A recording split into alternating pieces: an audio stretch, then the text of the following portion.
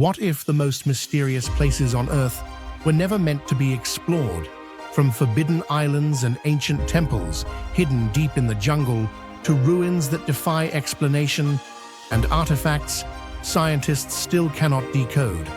This is 1 hour of unsolved archaeological mysteries, places humanity was never supposed to set foot in. Amid the deep blue waters of the Andaman and Nicobar archipelago under Indian territory lies a small island of only about 60 square kilometers. Yet it is considered one of the most mysterious and dangerous places on Earth, North Sentinel Island. What makes this island extraordinary is not its landscape or rich resources, but the existence of the Sentinelese, one of the most isolated human communities on the planet who have lived in seclusion for tens of thousands of years with virtually no interaction with the modern world. While many other indigenous tribes have gradually come into contact and integrated with outside civilization, the Sentinelese continue to live the hunter-gatherer life of their prehistoric ancestors. They use bows and arrows, wooden spears, and simple tools to catch fish crabs and forage in the dense forests. Their language has never been deciphered, and linguists believe it may not resemble any language still in existence today. For this reason, the island is often regarded as a living time machine, transporting humanity back tens of thousands of years. Do you think the hostility of the Sentinelese tribe is a brutal behavior that needs to change, or a legitimate form of self-defense to protect their existence? Share your opinion in the comments below. Because of its uniqueness, the Indian government has issued a law strictly prohibiting access to North Sentinel Island. No one is allowed within 5 nautical miles of its shores. The first reason is to protect the Sentinelese people from the risk of infectious diseases. Even something as common as the flu, harmless to modern humans, could be catastrophic for a community with no exposure to medicine. The second reason is to ensure the safety of outsiders, as the tribe is notorious for its extreme hostility towards strangers. One of the main factors that has made North Sentinel Island both infamous and haunting is the fierce and uncompromising hostility of the Sentinelese toward anyone who dares set foot on their territory. In modern history, there have been many incidents that clearly demonstrate this absolute vigilance. In 1974, a National Geographic documentary crew approached the island and was immediately met with a hail of arrows, injuring one member and forcing the group to retreat in fear. In 2006, 2 Indian fishermen who had accidentally anchored near the island were killed by the tribe's arrows, and when government helicopters arrived to recover the bodies, they too were driven away by stones and arrows. Perhaps the most shocking event to global public opinion occurred in 2018, when a young American missionary, John Allen Chau, attempted to approach the island to spread Christianity and was killed the moment he set foot on the beach. His body remains there to this day, untouched, as no one dares to retrieve it. All of these events illustrate the Sentinelese's uncompromising determination to defend their territory, where any presence from the outside world is regarded as a threat to be eliminated immediately. The reason why the Sentinelese always display hostility toward the outside world has been a major question that anthropologists have debated for decades. Some theories suggest that after tens of thousands of years of isolation, they developed an exceptionally strong defensive instinct to protect their small community from any potential threat. Historical evidence shows that every contact, however rare, often ended in disaster. Unfamiliar diseases brought by outsiders could wipe out an entire tribe with no immunity, while intrusions by fishermen exploiting resources often led to conflict and bloodshed. Such experiences gradually reinforced the belief that all strangers are enemies. Therefore, drawing bows, shooting arrows or hurling stones, is not merely an act of aggression, but rather a survival strategy. While many other tribes have vanished under the expansion of the modern world, the Sentinelese have endured thanks to their uncompromising determination to defend the borders of their existence. The Sentinelese know nothing of telephones, the internet, or any conveniences of modern society. They need no money use, no modern metals, and have no written language. Their world consists of the sea, the forest, and tools of stone, bamboo, and wood. This makes them one of the rare tribes on Earth still living entirely outside the flow of civilization. Remarkably, even scientists cannot study them closely. All data about their language, culture, or social structure comes only from distant observations or extremely brief encounters in the past. Everything about them remains cloaked in mystery. North Sentinel Island is not just an island. It is a symbol of absolute independence from the modern world. While the rest of humanity marches into the age of technology, artificial intelligence, and globalization, the Sentinelese continue to live in near prehistoric ways. To many, they are like living fossils, proof of the astonishing diversity in humanity's evolutionary journey. Yet the island also poses a difficult question. Do modern humans have the right to explore or intervene in the life of a community that has chosen seclusion? Or should we allow them to continue in their own way, even if that means eternal distance? To this day, North Sentinel Island remains one of the least known places on Earth. We do not know how many people live there, their average lifespan, what they believe in, or even what they call themselves. The only thing the world knows for certain is they will never accept our presence. Ironically, this very hostility, rather than diminishing the island's value, makes North Sentinel Island one of humanity's most fascinating mysteries. This tiny island is both frightening and sacred, a reminder that not every corner of Earth belongs to us. Thus, North Sentinel Island is not just a remote dot on the map of the Indian Ocean. It is a symbol of mystery, of the right to exist freely as an ancient people, and also a warning that not every door is meant to be opened. Few discoveries in history have captured the world's imagination like the unsealing of Tutankhamun's tomb. In 1922, deep within Egypt's Valley of the Kings, British archaeologist Howard Carter uncovered a burial chamber that time itself had failed to rob. Unlike the looted tombs of other pharaohs, this one remained almost perfectly sealed for over 3,000 years. Inside glittered a breathtaking treasure hoard, golden statues, radiant jewelry, ceremonial relics, and objects of daily life crafted with unimaginable skill. Yet beyond the splendor of gold and jewels, the greatest discovery was the silent figure lying at the heart of it all, the young pharaoh Tutankhamun, a boy who ascended the throne at just 9 years old, only to die mysteriously before reaching 20, leaving behind a body that would ignite one of the most enduring enigmas of the ancient world. Do you believe Tutankhamun's sudden death was caused by illness, a tragic accident, or something far more sinister like assassination? Leave your theory in the comments below. While the tomb opened a doorway to an immense trove of knowledge about the culture, art, and funerary rituals of ancient Egypt, Tutankhamun's mummy became the center of a haunting question. Why did this young pharaoh die so early? His sudden, unexplained death, coupled with strange traces on his body, gave rise to a flood of theories, from scientific to supernatural, from logical to fantastical. From the moment of its discovery, Tutankhamun became a global sensation, not only because of the treasure, but also because he had been nearly forgotten in history before then. Unlike legendary pharaohs such as Ramses II or Akhenaten, Tutankhamun left behind no monumental works or great military achievements. In fact, his name had even been erased from certain historical inscriptions.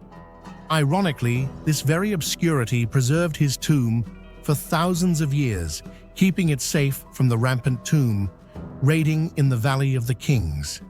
The paradox is striking: a king, forgotten in life, became the most famous pharaoh in death. When scientists began conducting detailed analyses of Tutankhamun's mummy, they uncovered puzzling irregularities that sparked a series of debates lasting to this very day. The most striking discovery was a large hole in his skull. This immediately fueled speculation that the young pharaoh had been assassinated with a powerful blow to the head, a theory given weight by the fact that Tutankhamun was the son of Akhenaten, the heretic pharaoh, whose radical reforms had deeply divided ancient Egyptian society. Many scholars believe that Tutankhamun's very presence on the throne might have threatened the interests of powerful factions, making him a target for elimination. However, modern CT scan studies conducted in 2005 suggested that the fracture may have occurred after death, possibly due to errors in the mummification process or chemical reactions when the body was partially burned inside the coffin. Still, the fact that his skull bore such unusual damage continues to fuel suspicions of an unnatural death. This conflict between scientific evidence and historical speculation ensures that the mystery surrounding Tutankhamun has never truly faded. Beyond the suspicions surrounding the skull fracture, scientists also discovered that Tutankhamun's left femur had been severely broken, becoming the focal point of another theory: a chariot accident. Many scholars suggest that the young pharaoh may have been injured during a hunting expedition or while taking part in military training. Soft tissue remnants around the wound showed signs of infection, indicating that the injury occurred while he was still alive and could have been fatal. This evidence gave further weight to the chariot theory, as during the New Kingdom chariots were not only symbols of power but also commonly used in hunting and warfare. Yet many still find it hard to accept that a pharaoh constantly surrounded by guards and physicians could have died from such an apparently ordinary accident. This contradiction makes the theory both plausible and deeply questionable at the same time. Beyond the physical injuries, modern genetic research has revealed a shocking truth. Tutankhamun suffered from several congenital diseases caused by the inbreeding that was common within the ancient Egyptian royal family. DNA analysis showed that he had bone degeneration and clubfoot conditions that made walking difficult and may have forced him to rely on canes. This explains why more than 100 walking sticks were found among the treasures of his tomb, not only as symbols of authority, but also likely as essential tools for his daily life. Even more striking, scientists discovered traces of the malaria parasite in his remains, strengthening the theory that complications from the disease, combined with his already weakened condition, contributed to the young pharaoh's sudden death. However, many scholars still argue that malaria alone cannot fully explain the mystery, as the death of a king who was carefully tended to must have stemmed from a more complex cause, or perhaps a combination of multiple factors. Thus, Tutankhamun's death has become a labyrinth of theories: assassination, accident, illness, or perhaps a combination of all three. To this day, science has not been able to provide a definitive answer. It is this very uncertainty that has made his death one of the greatest mysteries of ancient Egypt. Adding to the intrigue is the legend of the pharaoh's curse, which cast an even darker shadow over Tutankhamun's death. After the tomb was opened, several people involved in the excavation died under unusual circumstances, most famously Lord Carnarvon, the expedition's benefactor, who passed away just months later from an infected mosquito bite that turned septic. Newspapers at the time sensationalized the events, fueling the story of a curse, warning that anyone who disturbed the pharaoh's eternal rest would be punished. While modern science dismisses this as coincidence or poor medical conditions of the era, the myth deeply cemented Tutankhamun's image as both a glorious and terrifying figure. Another aspect that makes Tutankhamun's mummy extraordinary is his funerary mask of gold, weighing over 10 kilograms. Considered one of the most iconic artifacts of ancient civilization, the mask, crafted from solid gold and inlaid with precious stones, radiates both majesty and serenity. It has become a global symbol of the splendor of ancient Egypt. Yet behind the golden brilliance lies a death full of controversy and a body marked by disease and injury. Today, Tutankhamun's mummy continues to be preserved and studied. Each advance in technology, CT imaging, DNA sequencing, chemical analysis, has revealed new clues while simultaneously raising new questions. Instead of closing the case, every discovery seems only to complicate the story further, as though Tutankhamun himself is still guarding the secret of his death after more than 3,000 years. The uniqueness of Tutankhamun's mummy does not lie only in the treasures of gold and his legendary mask, but also in the enigma surrounding his fate. A boy king who ascended the throne in childhood, died in youth, left behind no grand legacy, yet became the most famous pharaoh in history. The story of Tutankhamun is proof of the timeless allure of unsolved mysteries, and a reminder that even with all the power of modern science, some historical questions may forever remain unanswered. The disappearance of the BSAA Star Tiger in 1948 over the Atlantic Ocean is one of the most mysterious events in the history of modern aviation. It was not just a simple plane crash, but a story that has puzzled scientists, the military, and enthusiasts of the unexplained for decades.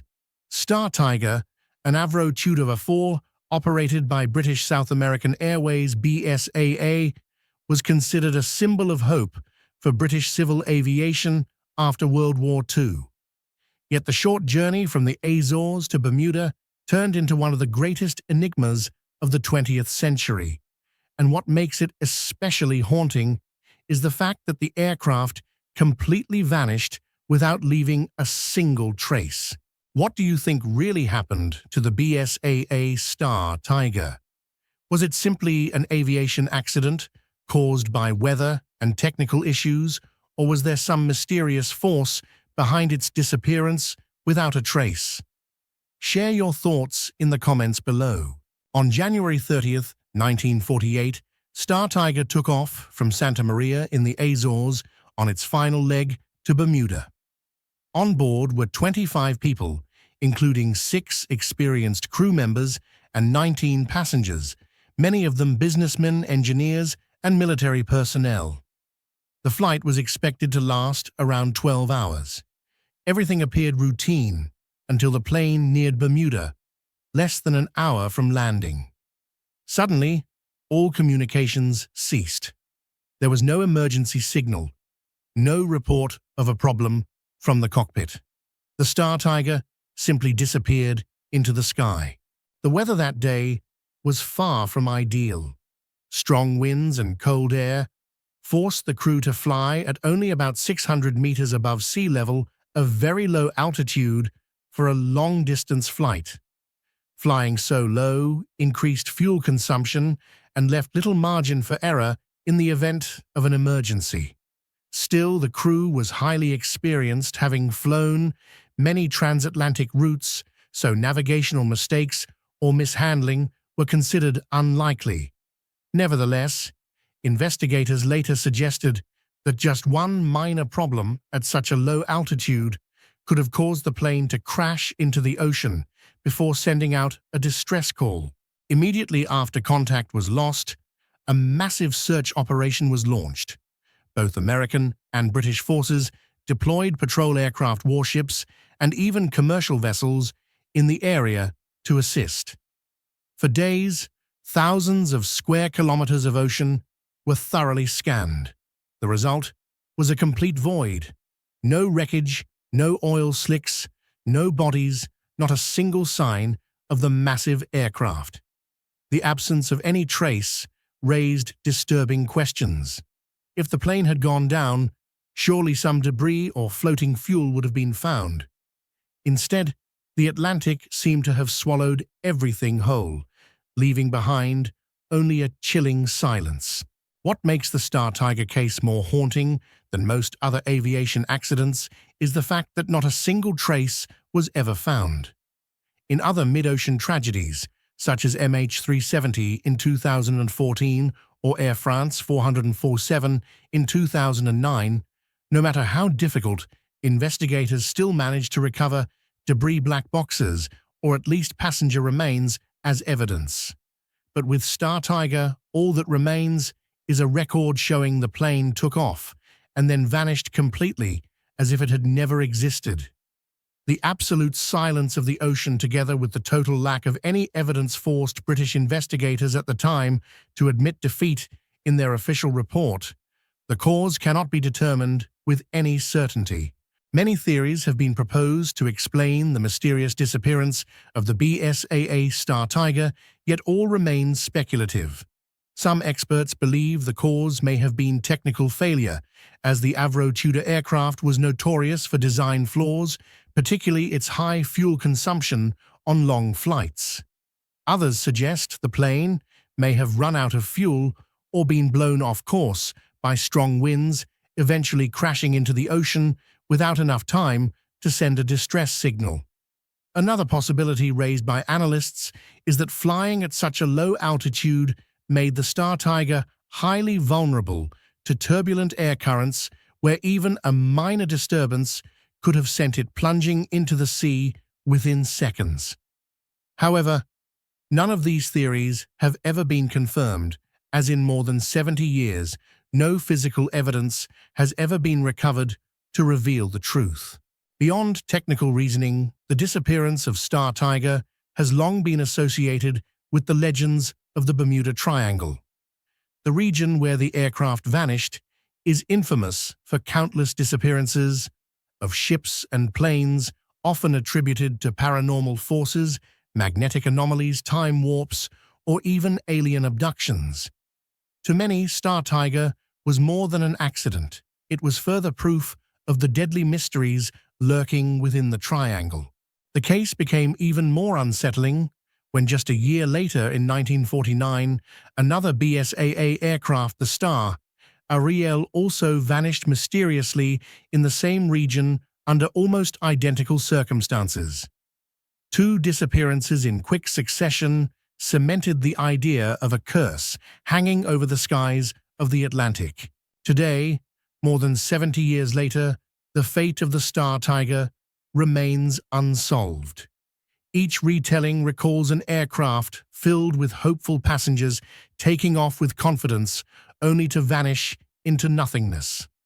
The complete lack of evidence, no wreckage, no signals, no bodies, has ensured that Star Tiger endures as one of the greatest symbols of vanishing without a trace in aviation history, forever linked to the enduring enigma of the Bermuda Triangle. On December 28, 1948, a Douglas DC-3 aircraft with the registration NC-16002 took off from Puerto Rico, bound for Miami, carrying 32 people who expected a short and safe journey. Yet just a few dozen miles before reaching the Florida coast, the plane suddenly vanished from the sky without leaving a single distress signal or fragment of wreckage. In the middle of busy waters, where any accident should have been quickly detected, NC-16002 disappeared as if it had never existed. The incident is haunting not only because of the emptiness left behind, but also because it happened so close to land, turning this story into one of the most mysterious disappearances in aviation history. A shadow without answers that still looms over the Caribbean skies to this day. What do you think really happened to Flight NC-16002 that night? Was it a tragic accident, lost to the sea, or something far more mysterious? Share your thoughts in the comments below. I'd love to hear your theories. The aircraft in this story was a Douglas DC-3, an aviation icon in the first half of the 20th century. Designed in the 1930s, the DC-3 served extensively in World War II and later became widely used in commercial flights. Its reliability and popularity made it even more baffling that such an aircraft could disappear completely. The NC-1002 was operating that fateful flight, departing from San Juan, Puerto Rico, and scheduled to land in Miami, Florida. On board were 29 passengers and 3 crew members, all expecting a short and safe journey. The crucial point of the story lies in the last communication.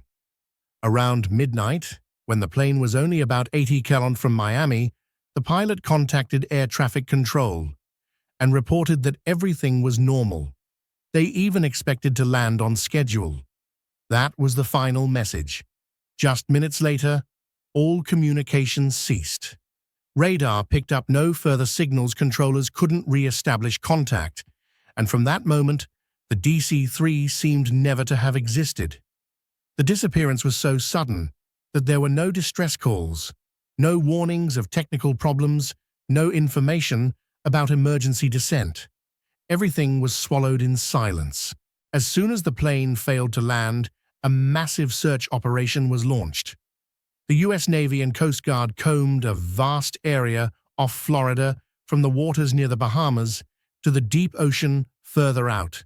Dozens of ships and aircraft were deployed. But what made the case haunting was this: not a single piece of wreckage, not a single body, not a single sign was ever found. For a plane the size of a DC-3 crashing into the sea would normally leave floating debris, oil slicks, or passengers' belongings. Yet everything was gone. Because of this silence, people began putting forward many theories. Some suggested the plane may have suffered electrical or fuel failure. In fact, reports indicated that the aircraft had minor technical issues during maintenance before the flight. However, this does not explain why absolutely no trace was left.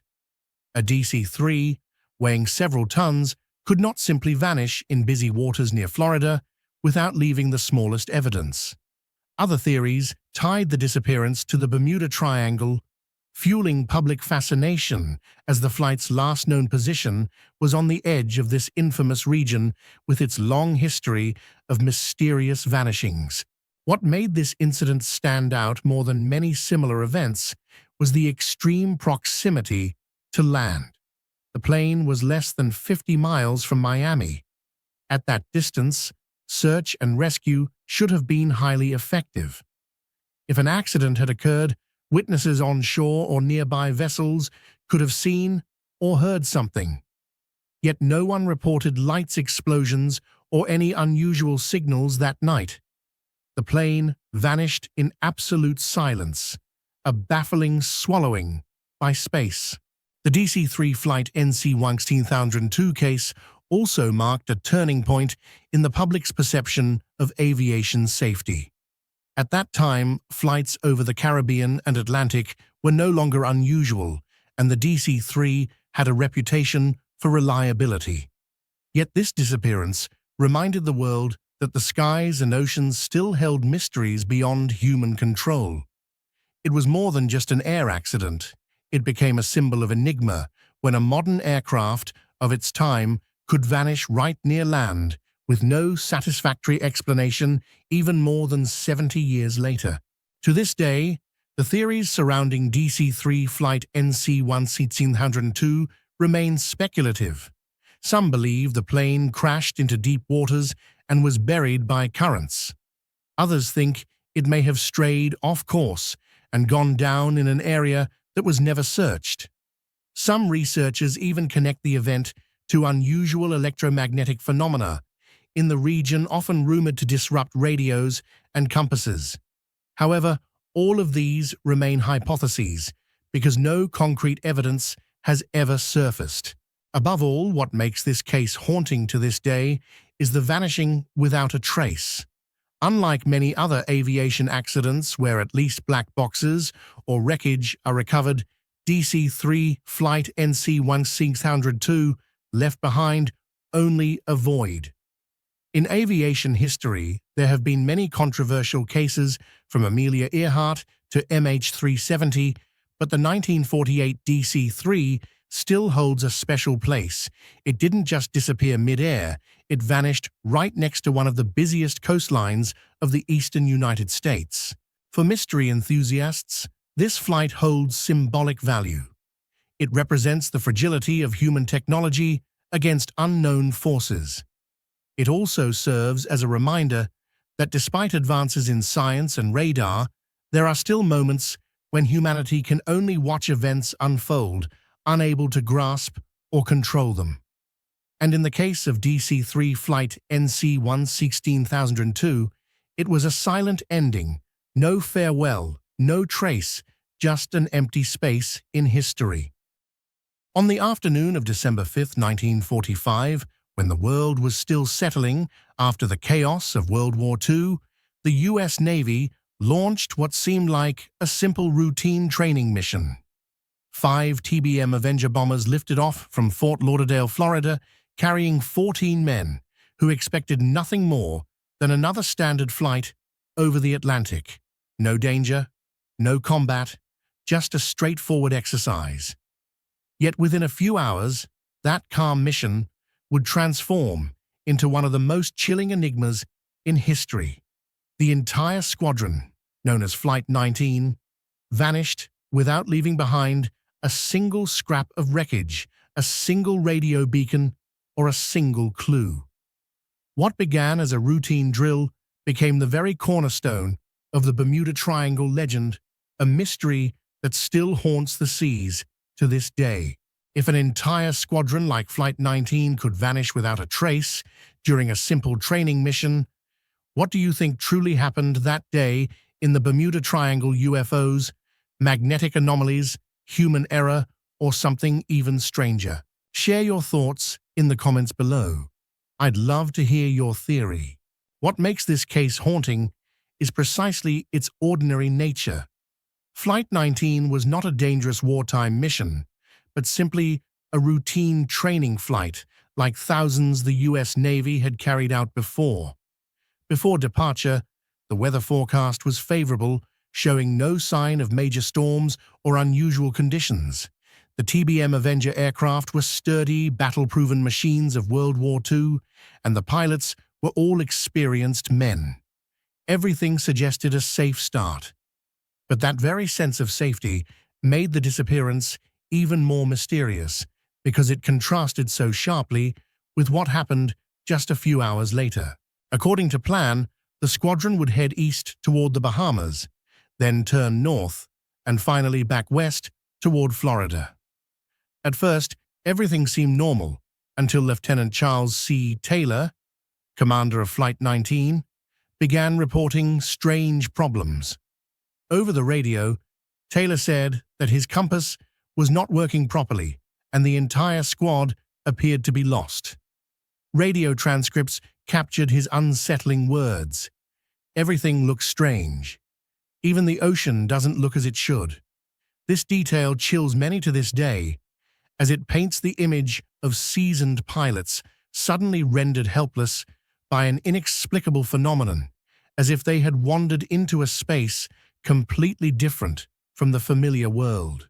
For hours, ground control tried to guide the squadron home. They advised flying west, a direction that would surely bring them back to Florida. Yet Taylor seemed convinced he was flying over the Florida Keys and repeatedly directed his men east, farther and farther out into the Atlantic Ocean. Radio signals revealed heated debates among the pilots, with some wanting to break formation and find their own way back, but in the end, all stuck with their commander. As night fell, the transmissions grew weaker, breaking into fragments and then vanished completely. Immediately after the final radio signal from Flight 19 faded, the U.S. Navy launched one of the largest search operations of its time. Dozens of warships and aircraft were deployed, combing thousands of square kilometers of ocean for days on end. Yet the results were astonishing. Not a single oil slick, not a single piece of metal debris, and not a single body was ever recovered. The absolute silence of the sea seemed to swallow the squadron as if it had never existed. What made the mystery even more chilling was that during the search itself, a PBM Mariner seaplane carrying 13 crew members also vanished without a trace. The Navy suggested the Mariner might have exploded mid-air due to technical faults, but the incredible coincidence of its disappearance convinced many that the Bermuda Triangle harbors a mysterious force beyond the reach of modern science. For this reason, Flight 19 became more than just another aviation accident. It became a symbol of the Bermuda Triangle, the stretch of ocean between Florida, Puerto Rico, and Bermuda, long associated with tales of ships and planes vanishing.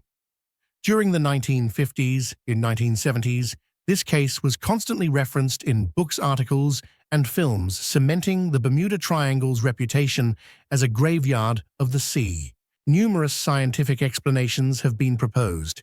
Some argue the pilots misjudged their position due to sudden weather changes and magnetic compass errors. Others believe Flight 19 simply ran out of fuel and crashed into deep waters beyond the technology of the time to detect.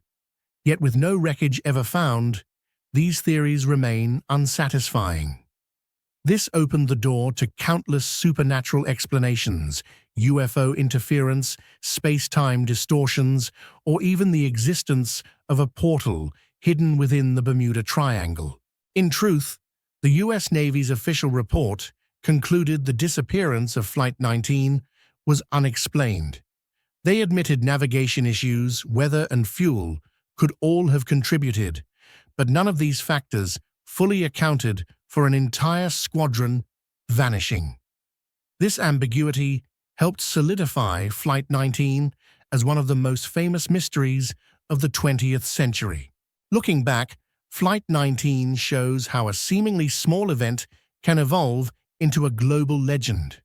If the 5 planes had simply crashed and wreckage been found, the story might have been forgotten, like many other aviation accidents. But the fact that not a single trace was discovered, combined with the eerie final radio transmissions, transformed the case into a tale that lives on in human imagination. Flight 19 became not just a disappearance, but a cultural icon, tied forever to the phrase, "the mystery of the Bermuda Triangle." Today, nearly 80 years later, Flight 19 continues to fascinate researchers, documentary makers, and fans of the paranormal alike. It serves both as a sobering lesson about the dangers of the sea and the limits of technology, and as an open-ended mystery inviting endless speculation. This blend of reality and legend has made the story of Flight 19 one of the strangest and most compelling enigmas of the 20th century, leaving an indelible mark on aviation history and the imagination of humanity. The phenomenon of Malaysia Airlines MH370 2014 Indian Ocean is not only one of the greatest aviation tragedies of the 21st century, but also one of the most unsolved mysteries in human history. On March 8, 2014, the Boeing 777-200ER, with flight number MH370, operated by Malaysia Airlines, took off from Kuala Lumpur, Malaysia, bound for Beijing, China. On board were 239 people in total, including both crew and passengers of various nationalities. Yet less than an hour after takeoff, this giant aircraft suddenly disappeared from civilian radar screens without leaving any emergency signal or distress call. This detail alone made the incident particularly strange and shocking to the world. A modern aircraft equipped with advanced monitoring systems could vanish completely in an era where tracking technology had already become highly developed. So, what do you think could really have caused MH370 to vanish without a trace in this modern technological era? Share your thoughts and theories in the comments below. The most striking and haunting aspect of the entire MH370 incident is its disappearance without a trace, a situation that seems to defy all conventional logic. From the very beginning, the aircraft's key communication systems shut down one after another in an unusual manner. The AKR's system, which transmits technical and maintenance data, was disabled, first followed by the transponder, the device that allows the plane to appear on civilian radar. This sequence does not resemble a sudden technical failure, since in typical accidents, the entire system would collapse at once or at least emit emergency signals. Instead, this gradual and seemingly deliberate shutdown raised the hypothesis of direct human intervention. Shortly afterward, MH370 veered off its direct route to Beijing, making a sudden turn southward and continuing to fly thousands of kilometers across areas with little to no surveillance. Malaysian military radar managed to track the plane for a while, but eventually it disappeared completely, leaving only faint pings from the Inmarsat satellite. These signals indicated that the flight had headed straight into the southern Indian Ocean, a vast remote expanse that lies almost beyond the reach of modern monitoring technologies, turning MH370 into one of the strangest disappearances in aviation history. This mysterious disappearance triggered a massive search effort unprecedented in history. Dozens of countries supported by advanced technology and at a cost of billions of dollars participated in the mission. Submarines, aircraft satellites, and seabed scanning equipment were deployed across hundreds of thousands of square kilometers of the Indian Ocean. Yet for the first several months, not a single piece of wreckage was found. This only deepened the mystery.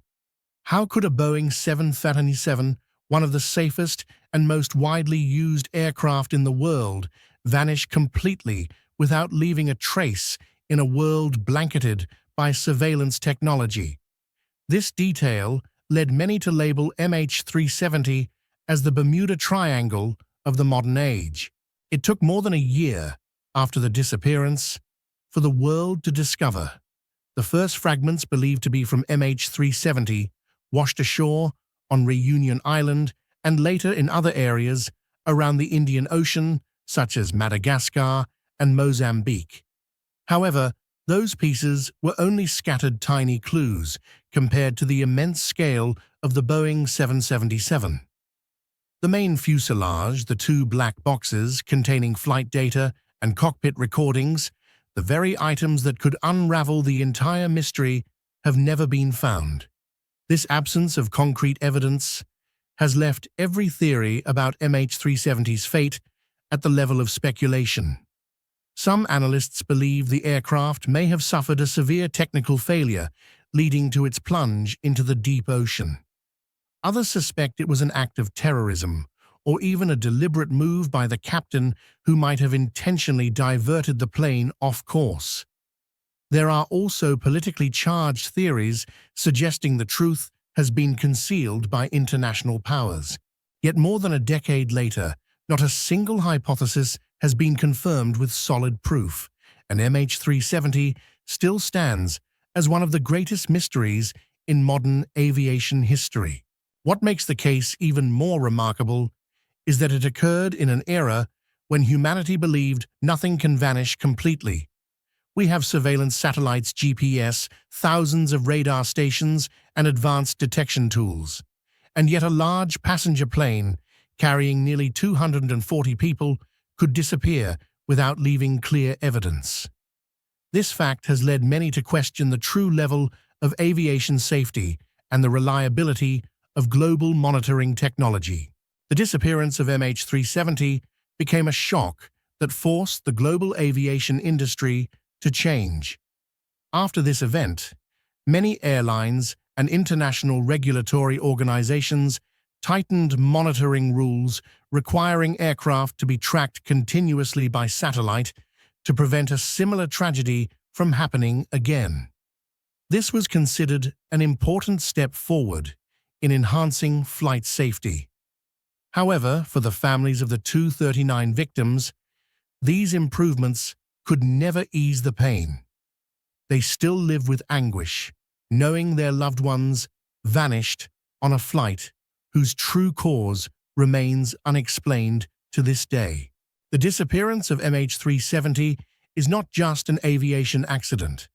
It has become a symbol of the fragility and limits of modern science when faced with the unexplainable. It stirs curiosity, doubt, and even fear that humanity might not be fully in control of situations we thought were well prepared for. And to this day, whenever MH370 is mentioned, people cannot help but shudder at the thought of 239 lives vanishing along with a massive aircraft into the vast ocean, an unprecedented event, a mystery whose full truth remains locked away.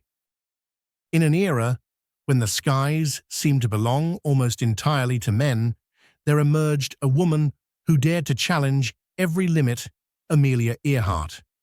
Born in 1897, she not only reached for the dream of flight, but also rewrote aviation history with her pioneering spirit and relentless determination.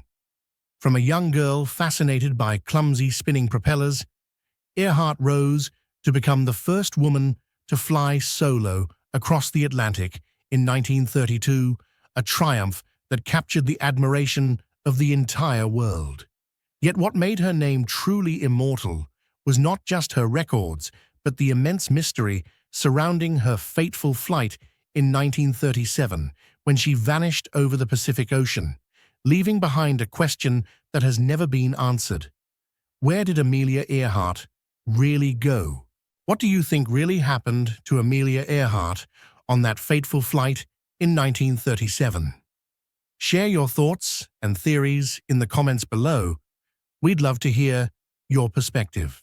What made Amelia Earhart's name immortal in human history was not only her illustrious achievements, but also her mysterious disappearance during her fateful flight in 1937.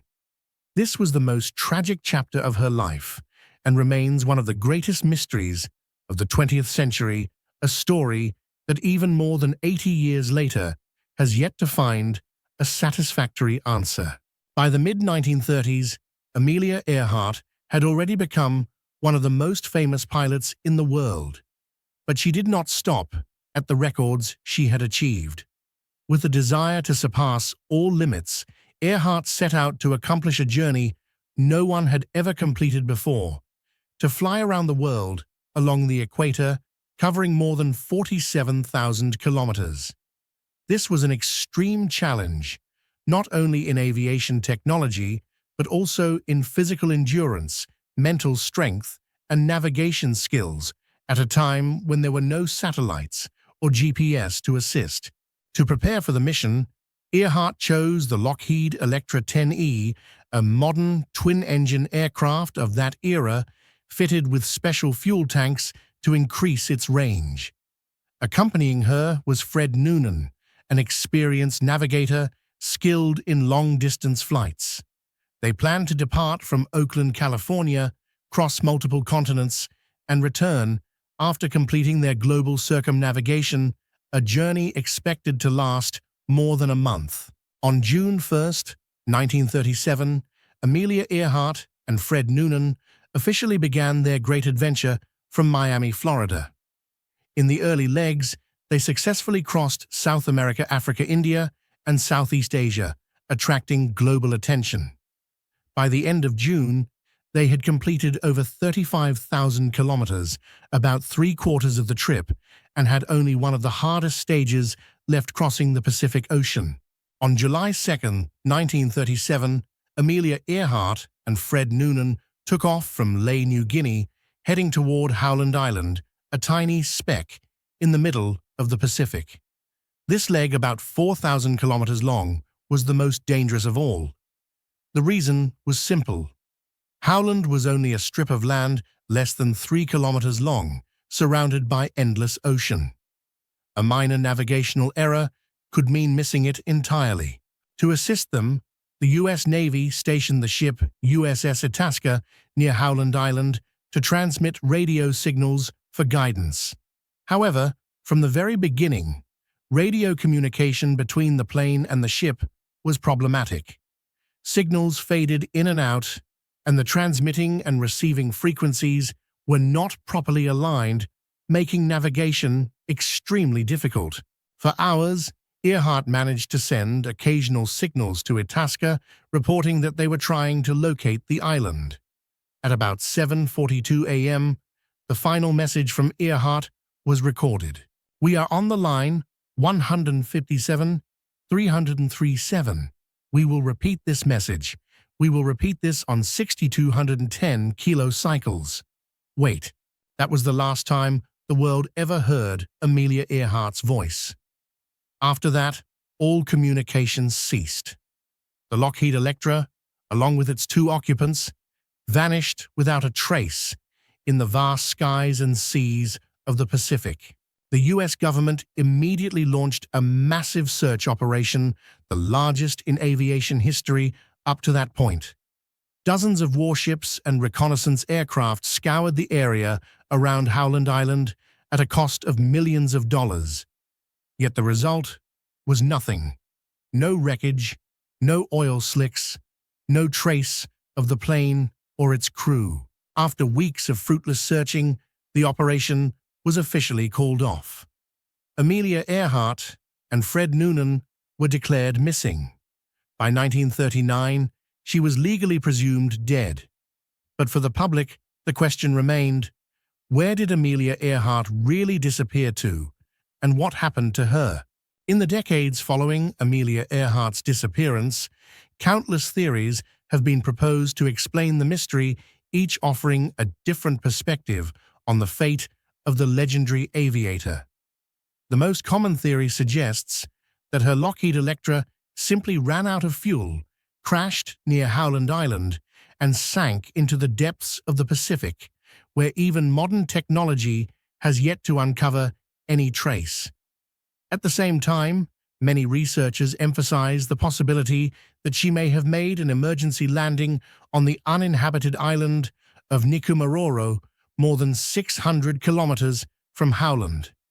Their fragments of metal shoes and even human bones have been discovered, lending weight to the idea that Earhart and navigator Fred Noonan may have survived for a short while before succumbing to starvation. Other accounts lean toward the theory that she strayed into the Marshall Islands, then under Japanese control, where she was captured and eventually died in custody. There are even claims from supposed eyewitnesses who insisted they saw Earhart alive after 1937, though the evidence remains vague and never verified. The diversity of these theories has ensured that Amelia Earhart's story is not just a personal tragedy, but also one of the most enduring and hotly debated mysteries in the history of aviation. To this day, the fate of Amelia Earhart remains unresolved, but regardless of the truth, her legacy endures. Earhart was not only a skilled aviator, but also a symbol of courage, freedom, and pioneering spirit. She broke through societal barriers and paved the way for future generations of women to dream big and act boldly. The story of the fateful flight in 1937 is not only a tragedy, but also a reminder of humanity's endless desire to explore. Across the vast Pacific, where the Lockheed Electra vanished, Amelia Earhart's final words still seem to echo, a testament to a spirit that never backed down from challenge. On March 16, 1962, the skies over the Pacific Ocean witnessed one of the strangest disappearances in American aviation history. A massive Lockheed L-1049 super constellation, carrying nearly 100 U.S. soldiers along with an experienced crew, was on a top-secret mission during the height of the Cold War. Yet just a few hours after takeoff, the aircraft suddenly vanished. No distress signal, no trace, not a single piece of wreckage. In the vastness of the ocean, it was as if the plane had been erased from reality itself. From that moment on, Flying Tiger Line Flight 739 became a ghost in the sky, leaving behind a question that has remained unanswered for more than half a century. What do you think really happened to Flight 739 that night? Was it a technical failure sabotage or something far more mysterious? Share your thoughts in the comments below. On board were 96 US soldiers, most of them special forces, on their way to Vietnam to take part in training and advisory missions. Accompanying them were 11 experienced crew members from Flying Tiger Line, an airline that often provided transport services for the US military. This was a special journey, and due to its military nature, many details were kept classified from the start. But this secrecy only deepened the mystery of its disappearance, because when the plane vanished, it wasn't just the loss of more than 100 lives, but also sensitive information tied to America's strategic plans. What made Flight 739 so infamous was not only the sheer number of people who went missing, but also the fact that it disappeared completely without a trace in the vast Pacific Ocean. On its route from Guam to the Philippines, the plane was flying at a stable altitude in good weather, and there were no signs of distress from the crew. Suddenly, ground radar lost all contact with the aircraft. No emergency signal, no distress call, nothing at all. A massive plane carrying over 100 people simply fell silent and then vanished as if it had never existed. The anomalies grew even stranger when offshore witnesses spoke up. Several sailors aboard a nearby oil tanker reported that at the exact time Flight 739 vanished from radar, they saw a massive flash of light flare across the still night sky, only to fade quickly, leaving behind a terrifying darkness and silence. The scene resembled a mid-air explosion, sudden and violent, leading many to believe the aircraft had broken apart at cruising altitude. Yet if such an explosion truly occurred, the biggest question remains, why was no debris ever found? A normal aviation disaster would leave traces, fragments of the fuselage, oil slicks, or floating objects on the ocean's surface. But in this case, everything disappeared entirely, as if the fireball the witnesses described had been nothing more than a mysterious illusion, deepening the enigma of Flight 739 even further. Immediately after Flight 739 disappeared, the US military launched an emergency search operation on a massive scale, considered one of the largest efforts of its time. More than 200,000 square nautical miles of ocean were scoured by dozens of aircraft warships and other modern equipment. Rescue teams tirelessly circled the area, dropped buoys observed from above, and even used radar to detect unusual signs. Yet the results were shocking. Not a single body, no luggage, no wreckage was ever found. That absolute silence led many to believe the aircraft had been wiped clean from the face of the earth. For researchers, this was a paradox difficult to explain. For the victims' families, it was an unending grief, with nothing returned as proof. It is precisely this emptiness that has turned Flight 739 into one of the most haunting mysteries in aviation history. What made matters even stranger was the way the US government handled the case. Instead of classifying it as an aviation accident and recording it officially, they listed it as a special military mission and withheld details from the public. This decision left the families of the soldiers and crew feeling abandoned, with their loved ones' sacrifice not properly recognized. This ambiguity fueled suspicions that information had been hidden, or at least that there were truths never revealed to the public. To this day, the disappearance of Flight 739 is still regarded as one of the strangest aviation tragedies of the Cold War, as more than 100 people vanished completely without leaving a trace.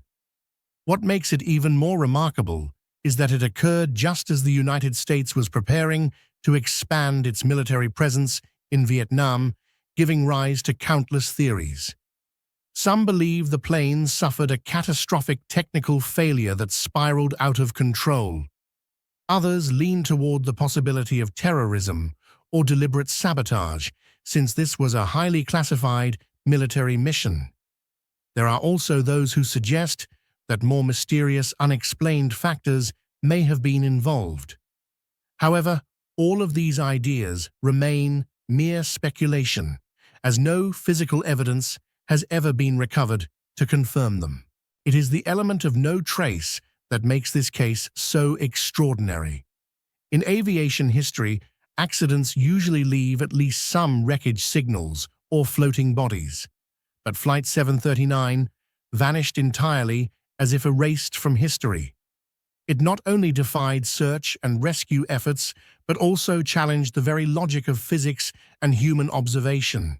More than 60 years later, Flight 739 remains a question mark hanging over the Pacific Ocean. No wreckage has been found, no explanation confirmed. It is both a human tragedy and a historical enigma, with the Pacific waves still keeping the secret of more than 100 souls. And perhaps it is this absolute silence that makes it one of the most compelling unsolved mysteries in aviation history. On a cold August afternoon in 1947, a sleek Avro-Lancastrian named Stardust lifted off from Buenos Aires, carrying 11 souls toward Santiago. It was a routine flight, a simple crossing of the Andes. Yet somewhere in those jagged peaks, the plane slipped not just from the sky, but from history itself. One final radio message ending with the baffling word Stendek crackled into the ether. Then came silence. No wreckage, no survivors, no answers. For more than 50 years, the Andes guarded its secret under ice and snow, leaving behind only questions and a haunting legend that would baffle investigators' families and conspiracy theorists alike. What do you think about the final message? Stendek. Was it just a telegraph error, a secret code, or a desperate signal in the very last moments? Share your thoughts in the comments below. On the afternoon of August 1947, Stardust departed from Buenos Aires, Argentina's capital, with its intended destination being Santiago, Chile. On board were 11 people, 6 experienced crew members and 5 passengers, including diplomats, businessmen, and a young woman eager to reunite with her family. The captain, Reginald Cook, had served during the war and was familiar with the challenging routes of South America. None of them knew they were embarking on one of the most fateful journeys of the 20th century. At first, the flight went smoothly. The aircraft crossed the vast pampas and approached the Andes, the colossal wall of rock dividing Argentina and Chile. The weather that day, however, was less than ideal. Thick clouds blanketed the skies, snowstorms flared up intermittently, and visibility was poor. Yet for the seasoned crew of Stardust, this was nothing unusual.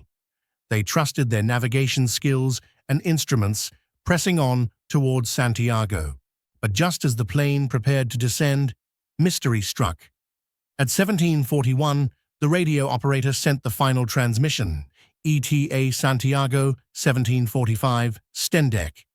ETA meant estimated time of arrival, but Stendek was utterly unfamiliar. It did not appear in any international aviation codebook. Immediately after this message, Stardust completely vanished. No distress call, no cries for help, no trace of wreckage was ever found. From this moment, the case entered its greatest enigma, vanishing without a trace in the Andes. In the following days, rescue teams from both Argentina and Chile launched large-scale searches. They deployed reconnaissance aircraft soldiers and even experienced mountaineers. Yet amid the unforgiving Andes, every effort was futile. No scrap of metal, no oil slick, no sign of a crash. Pilots involved in the search even insisted that if a large aircraft like the Avro Lancastrian had struck a mountain, some evidence must have been visible. But the Andes remained utterly silent, as though it had swallowed Stardust whole. The families of the passengers and crew fell into despair. They clung to the hope that perhaps the plane had made an emergency landing in some remote valley and the occupants were still alive, waiting for rescue. But as days passed, nothing surfaced. The bone-chilling cold, blizzards and deep ravines created a perfect shroud for the plane's fate. Newspapers at the time dubbed it the ghost flight of the Andes, when a giant aircraft with 11 souls aboard could vanish without leaving a single clue, as if it had evaporated into thin air. In the entire story of the Stardust flight, the detail that puzzled and haunted people the most was the word Stendek in the final message. It became the center of debate for decades, as no aviation record ever documented the existence of such a term. Some experts suggested it was nothing more than a telegraphing error, perhaps a mistaken entry of the word descent, meaning descent typed in a moment of urgency. Other theories, however, interpreted it as a secret code reflecting the tense atmosphere of the post-World War II era, possibly tied to espionage activities. Bolder speculations saw Stendek as a desperate signal from the crew, or even a cryptic message beyond the scope of science. The absence of concrete evidence only added to its mystique, turning Stendek into one of the most frequently cited aviation mysteries in history. Time passed, and the incident slowly faded from public attention, but for the families of those lost, the pain never diminished. They had no bodies to bury, no truth to hold on to. For more than 50 years, the Andes kept its secret locked away. This silence led many to compare Stardust with other great aviation mysteries such as Flight 19 over the Bermuda Triangle or MH370 decades later. It was not until 1998, over half a century later, when climate change and melting glaciers on Mount Tupungato exposed pieces of metal protruding from the ice. When experts investigated, they realized these were the remains of Stardust. For the first time in more than 50 years, the secret was revealed. The aircraft had not cleared the Andes, as the pilots believed, but had slammed straight into the mountain at nearly 15,000 feet. The force of the impact shattered the plane, burying it deep in ice. Only with the melting of glaciers did its remains slowly emerge. Investigators concluded that due to bad weather and a critical miscalculation of their position, the pilots believed they had crossed the mountain range and began descending for Santiago. In reality, they were still high among the towering peaks. The collision with Tupungato ended everything instantly. It was a sudden death, with no time for a distress call. Although the truth was finally uncovered, Stardust's story still holds layers of mystery. Why was Stendek transmitted? Was it truly just a telegraphing error, or did it conceal another meaning? And did the crew realize their mistake in those last fleeting moments? These questions have never been definitively answered. More than half a century later, Stardust stands as a symbol of the Andes' unforgiving nature and of the limits of early post-war aviation technology. It reminds us of human fragility before nature and of secrets that can remain hidden beneath ice for decades, waiting for the day they are revealed. Today, when people recall Stardust, they remember not only a tragic flight, but also a historical period when aviation mysteries could stretch across half a century, leaving countless unanswered questions. And among all these details, the fact that it vanished without a trace in the Andes remains the most haunting. because nothing is more terrifying than a massive plane with 11 lives aboard, disappearing completely, leaving behind only the icy silence as if it had never existed. A massive Boeing 707 took off from Tokyo on an ordinary day in January 1979. On board were 6 experienced crew members and 153 priceless paintings by the artist Manabu Mabe. Just 20 minutes later, the entire flight vanished from the skies over the Pacific Ocean, no distress call, no warning. It was as if the plane, its crew, and the immense treasure of artwork had been erased from existence in the blink of an eye. The disappearance of Varig Flight 967 was not only an aviation tragedy, but also a chilling mystery. How could a modern aircraft completely vanish without leaving a single trace? What do you think really happened to Varig Flight 967? Was it a mysterious aviation accident, a conspiracy involving the priceless paintings, or something else beyond our imagination? Share your thoughts and theories in the comments below.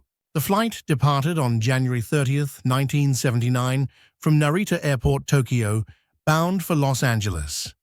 On board were only 6 crew members with no passengers, but inside the cargo hold was an extremely precious shipment: 153 paintings by the renowned Japanese-Brazilian artist Manabu Mabe, estimated to be worth over $1 million at the time. These works had just been displayed in an exhibition in Japan and were on their way back. The combination of priceless art cargo and a trans-Pacific route was already noteworthy, but no one imagined that this flight would become one of the most mysterious disappearances of the 20th century. The strange events began only 20 minutes after takeoff. The pilot made his final routine report to air traffic control, stating that everything was normal, the aircraft was flying steadily with no engine or system issues. After that, communication fell completely silent. No distress call, no emergency code, no warning was ever sent from the cockpit. In aviation, pilots are trained to respond instantly in emergencies, whether fire loss of cabin pressure, engine failure, or any other critical issue.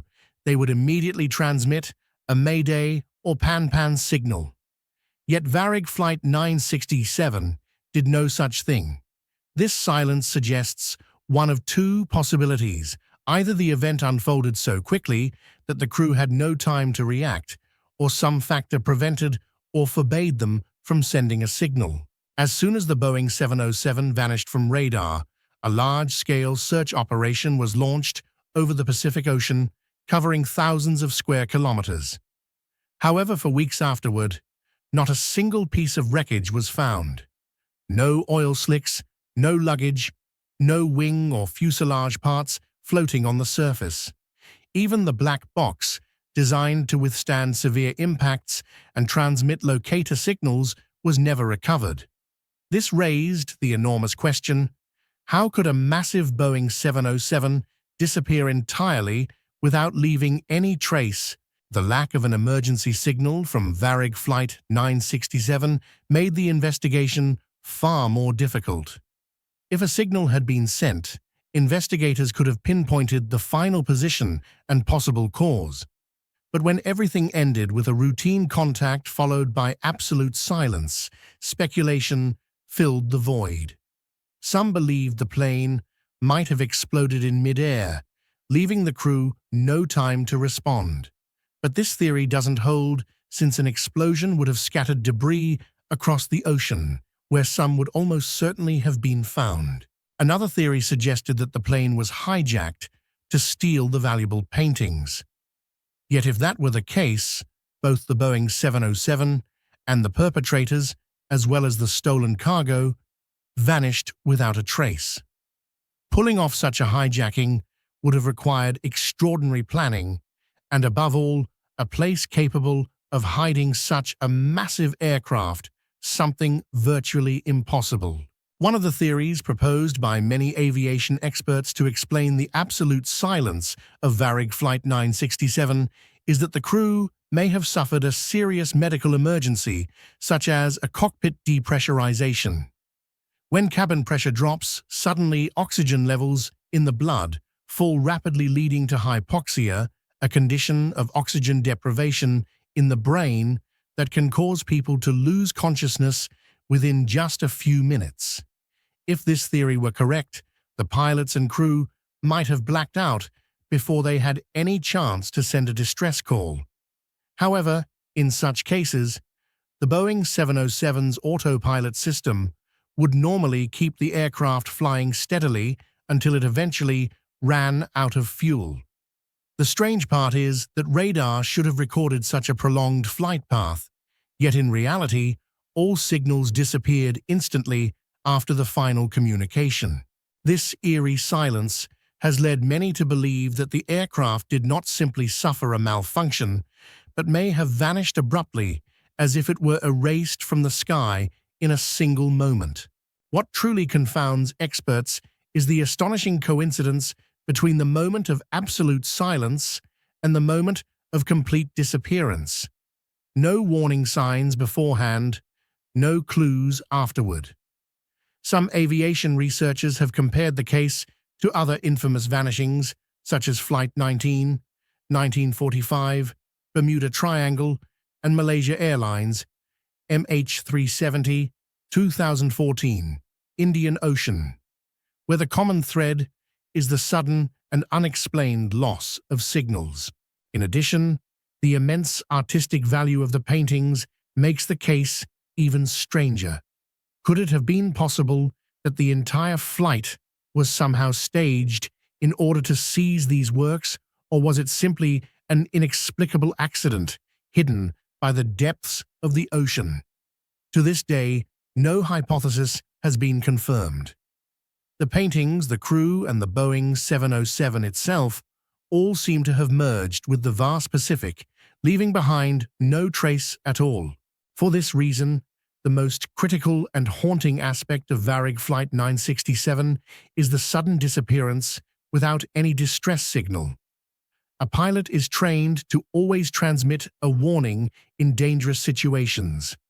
But here, the absolute silence erased every opportunity to understand the cause. It was not only a loss for the families of the crew, but also a profound challenge for international aviation, as a modern Boeing 707 could vanish without an answer. Nearly half a century later, Varig Flight 967 remains an unsolved mystery. It is not only a tragedy, but also a chilling reminder that the skies and the oceans still contain dark corners beyond human understanding.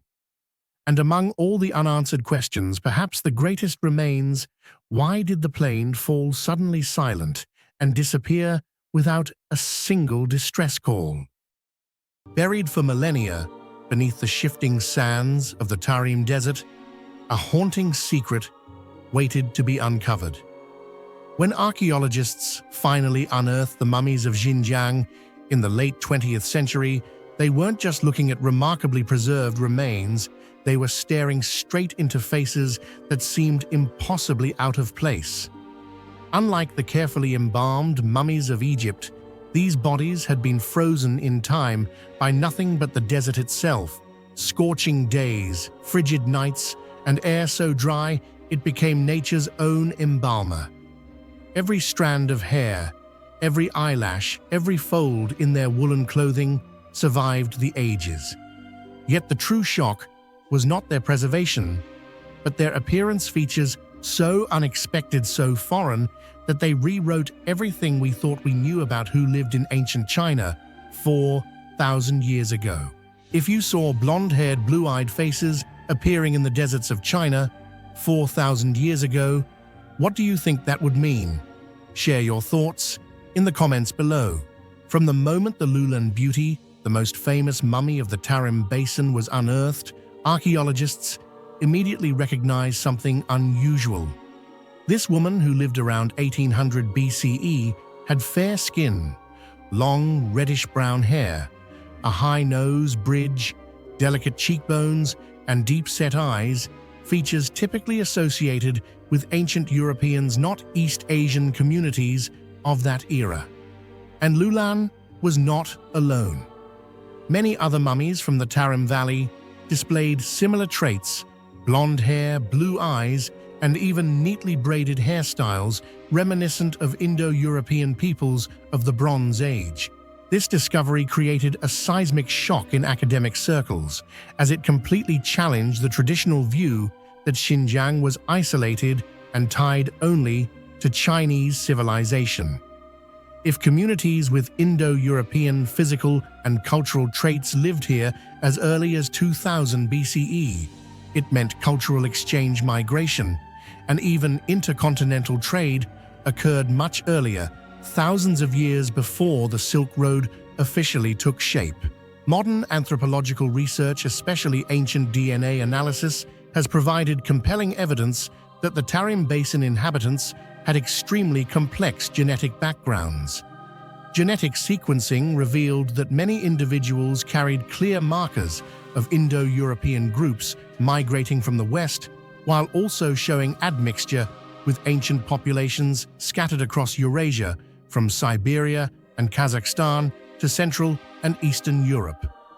What is even more surprising is that they were not merely nomadic bands in constant movement, but showed signs of a settled lifestyle, weaving wool with advanced techniques, practicing agriculture, and raising livestock. This demonstrates that the Tarim people were not simply the product of migration waves, but rather an important link in a vast network of cultural and economic exchange, helping reshape the anthropological picture of ancient Central Asia. The garments buried with the Tarim Basin mummies stand as the clearest proof of prehistoric cultural exchange.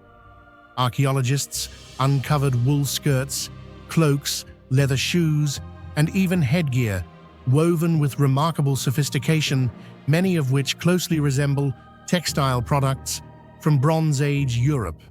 Particularly striking are fragments showing the twill weave technique, a style of weaving entirely unknown in ancient Chinese culture of the same period. This reveals that the Tarim people not only possessed advanced craftsmanship, but were also part of a vast network of interaction where knowledge, technology, and aesthetics crossed great distances to converge, creating a unique identity at once foreign and mysterious at the heart of the desert. When placed alongside neighboring ancient groups, the differences of the Tarim Basin inhabitants become even more striking. While many communities in China at the same time still wore clothing woven mainly from simple plant fibers, the Tarim people had already mastered the production of high-quality wool textiles using rare and complex weaving techniques.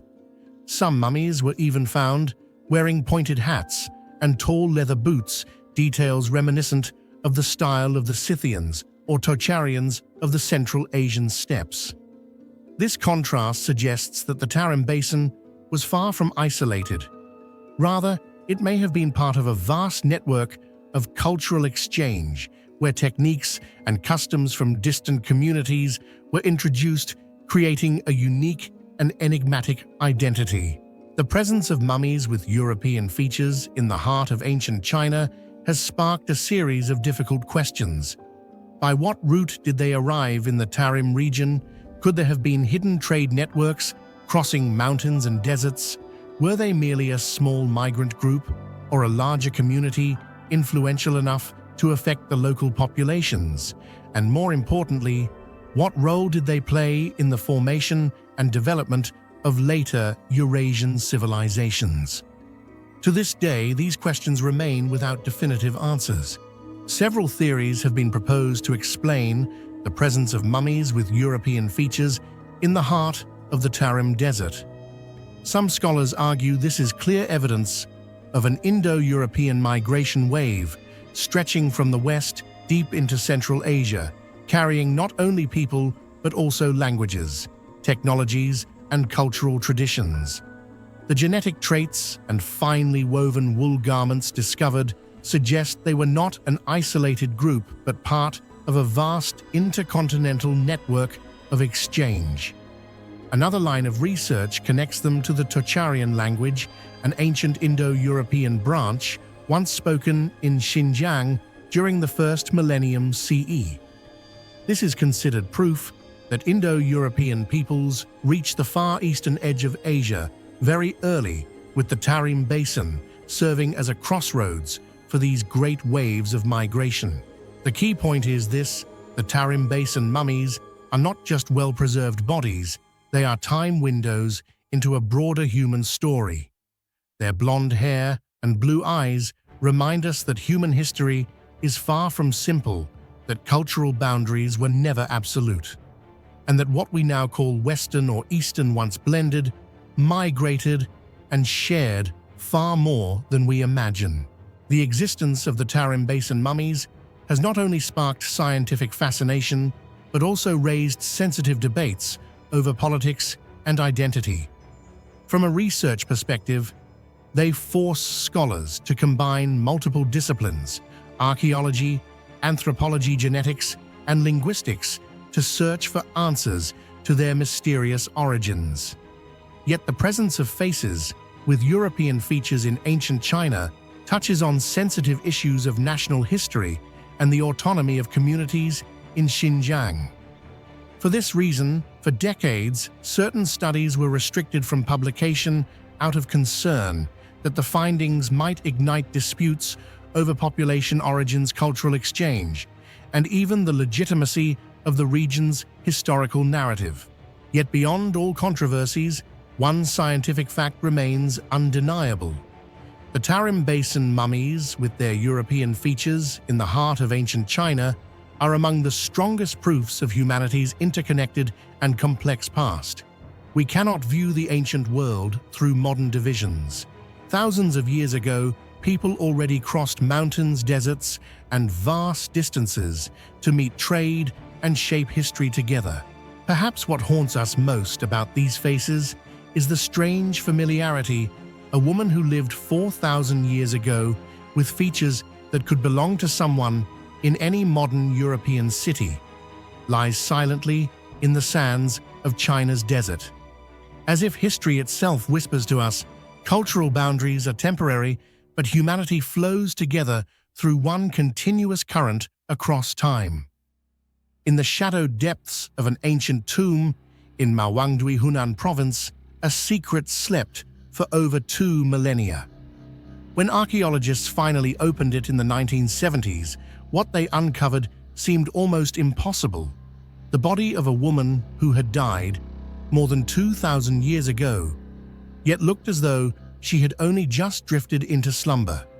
Her skin was soft, her joints still flexible, her organs intact, and even the seeds of her last meal rested silently in her stomach.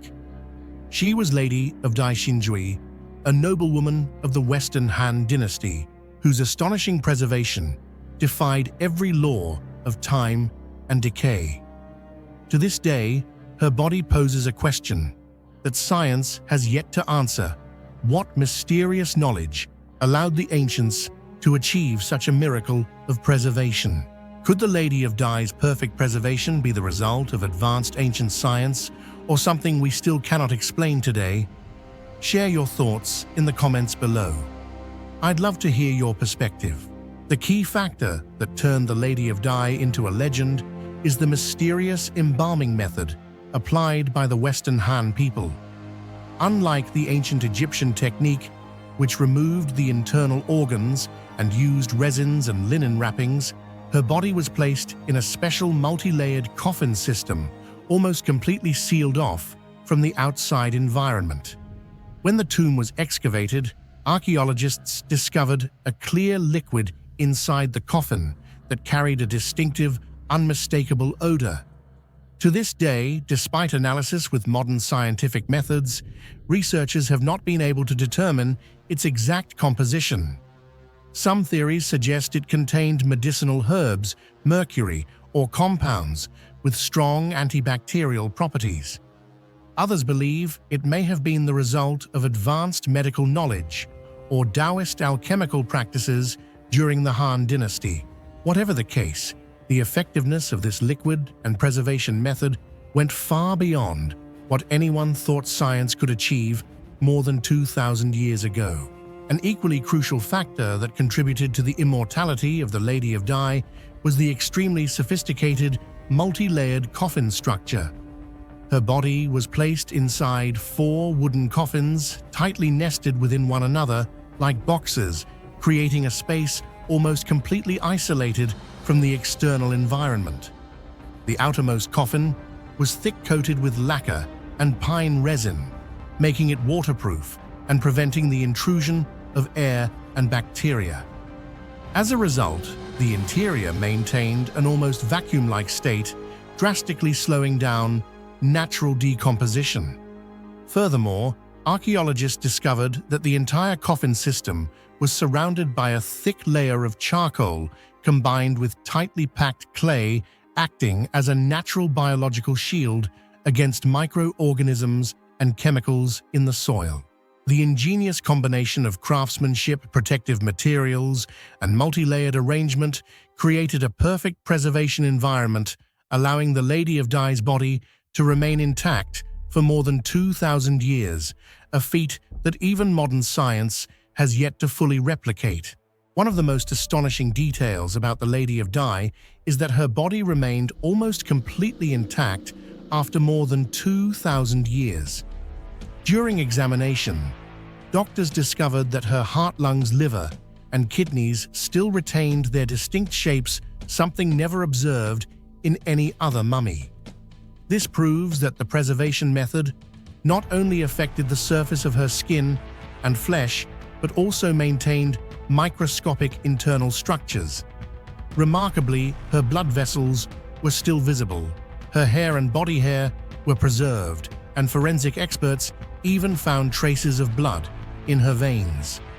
The ability to keep the circulatory system and soft tissues intact in a body over 2,000 years old is nearly unimaginable, challenging all modern medical knowledge and making the Lady of Dai a truly unique case in the history of archaeology. From a medical perspective, the Lady of Dai mummy provides an invaluable source of data on human health and disease from over 2 millennia ago. Examination revealed that she died around the age of 50, with the primary cause being heart disease due to severe arterial sclerosis that led to a fatal heart attack. Her body also showed evidence of several chronic conditions, including gallstones, cirrhosis, herniated discs, and obesity ailments often associated with the excessive lifestyle of the aristocracy. Remarkably, researchers discovered intact melon seeds in her stomach, indicating that she had eaten this fruit just before her death. These findings not only reconstruct the circumstances of a Western Han noblewoman's passing, but also shed light on the diet, lifestyle, and health conditions of the ancient Chinese elite. What confuses and fascinates scientists most about the Lady of Dai is the mysterious embalming technology used by the Western Han people. While modern medicine can analyze her illness's diet and cause of death, the biggest question remains: how was her body preserved so perfectly? For more than 2,000 years, researchers have conducted numerous tests to identify the strange liquid found in her coffin, but the results are far from conclusive. Some analyses revealed traces of magnesium mercury and potassium salt substances known for their antibacterial and preservative properties. Some Chinese scholars suggest it may have been a type of elixir of immortality created by Han Dynasty Taoist alchemists, reflecting their belief in eternal life. Others argue that this extraordinary preservation was the result of multiple combined factors, unique geological conditions, an absolutely airtight coffin structure, and an unknown method of body treatment. To this day, no theory has been able to fully explain this mysterious phenomenon, making the Lady of Dai a profound challenge for modern science. The mystery surrounding the Lady of Dai mummy has made her a focal point not only for scientists, but also for the public worldwide. Her unbelievably well-preserved body has led many to speculate that ancient Chinese people might have possessed knowledge far beyond what we understand today, but which has since been lost. Meanwhile, archaeologists and researchers remain more cautious, insisting that the answer must still lie within science. Even so, the sophistication of the preservation technique proves that the Han people had achieved a level of advancement far greater than we once imagined. Alongside her miraculous preservation, Lady of Dai's tomb contained over 1,000 artifacts, silks, lacquered wood items, musical instruments, food, and wine. This treasure trove reflects the luxurious life, funerary customs, and spiritual beliefs of the Western Han nobility. The presence of many food items strengthens the idea that the ancients wished her to live on in the afterlife, and her perfectly preserved body was part of that eternal journey.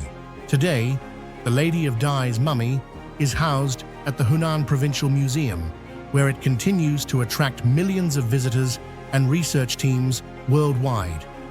Gazing at her face, still soft and almost lifelike, people sense the thin line between life and death and the wonder of mysteries yet unsolved. The most extraordinary feature that made the Lady of Dai world famous is her mysterious embalming method. Unlike Egypt or South America, the Chinese Han dynasty developed a technique that defied time itself. Over 2,000 years later, Lady of Dai still lies intact, challenging modern science. A reminder that ancient civilizations may have possessed knowledge far beyond our imagination. Perhaps the secret still lies buried within her tomb, waiting for the day it can finally be unraveled. When you hear the word mummy, you probably think of golden tombs, towering pyramids, and pharaohs buried with treasures in the sands of Egypt. But what if I told you that the world's oldest mummies aren't found in Egypt at all? Hidden in the parched deserts of northern Chile, long before the rise of the Nile kingdoms, a humble community of fishermen and hunters created something that defies logic: the Chinchurro mummies. Dating back more than 7,000 years, these bodies were preserved with techniques so meticulous and complex that they outshine the practices of ancient empires. Far from royal palaces or grand rituals, here, in one of the driest places on Earth, the Chinchurro transformed death itself into a form of immortality.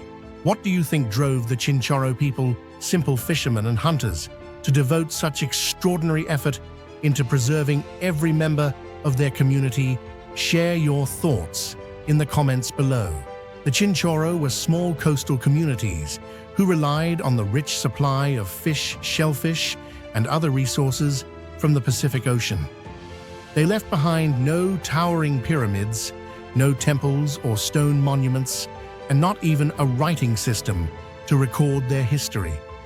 Yet instead of letting death erase memory, they chose another way to leave a mark, turning the dead into immortals. Unlike in Egypt, where mummification was reserved for the powerful elite, the Chinchurro practiced it for everyone: elders, young men and women, children, and even unborn infants. This equality in death reflected a unique life philosophy in their view. Death was not an end, but a continuation, where each member remained present, kept close to family and community, preserved as an eternal part of collective memory.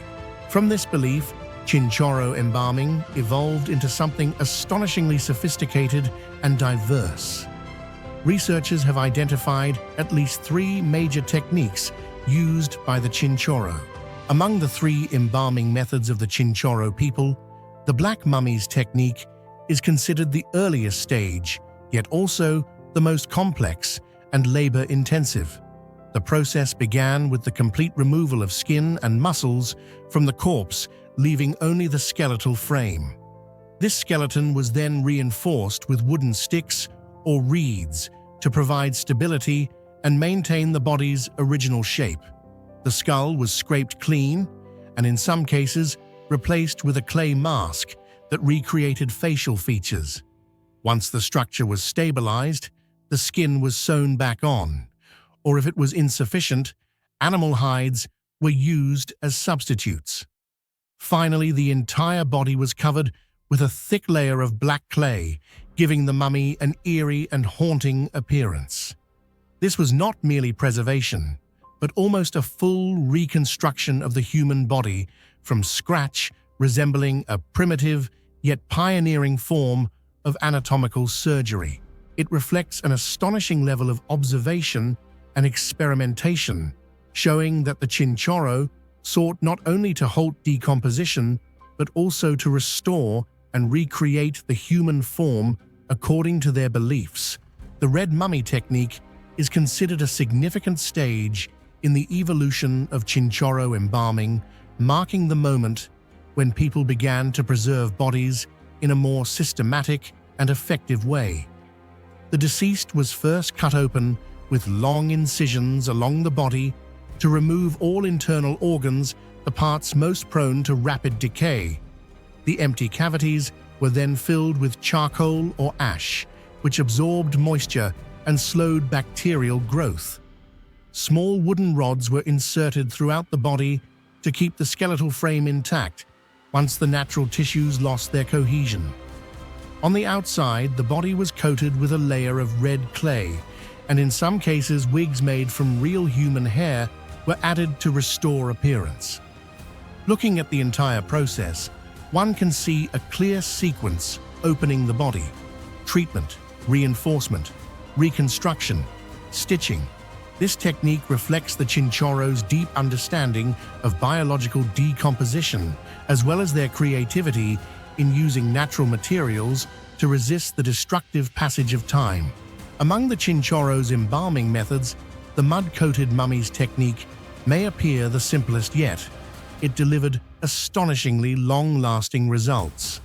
Instead of removing skin, extracting organs, or reconstructing the body, as in earlier practices, the deceased was covered entirely with a thick layer of clay and mud, effectively transforming the corpse into a solid earthen statue. This coating not only prevented bacterial intrusion, but also shielded the body from external damage.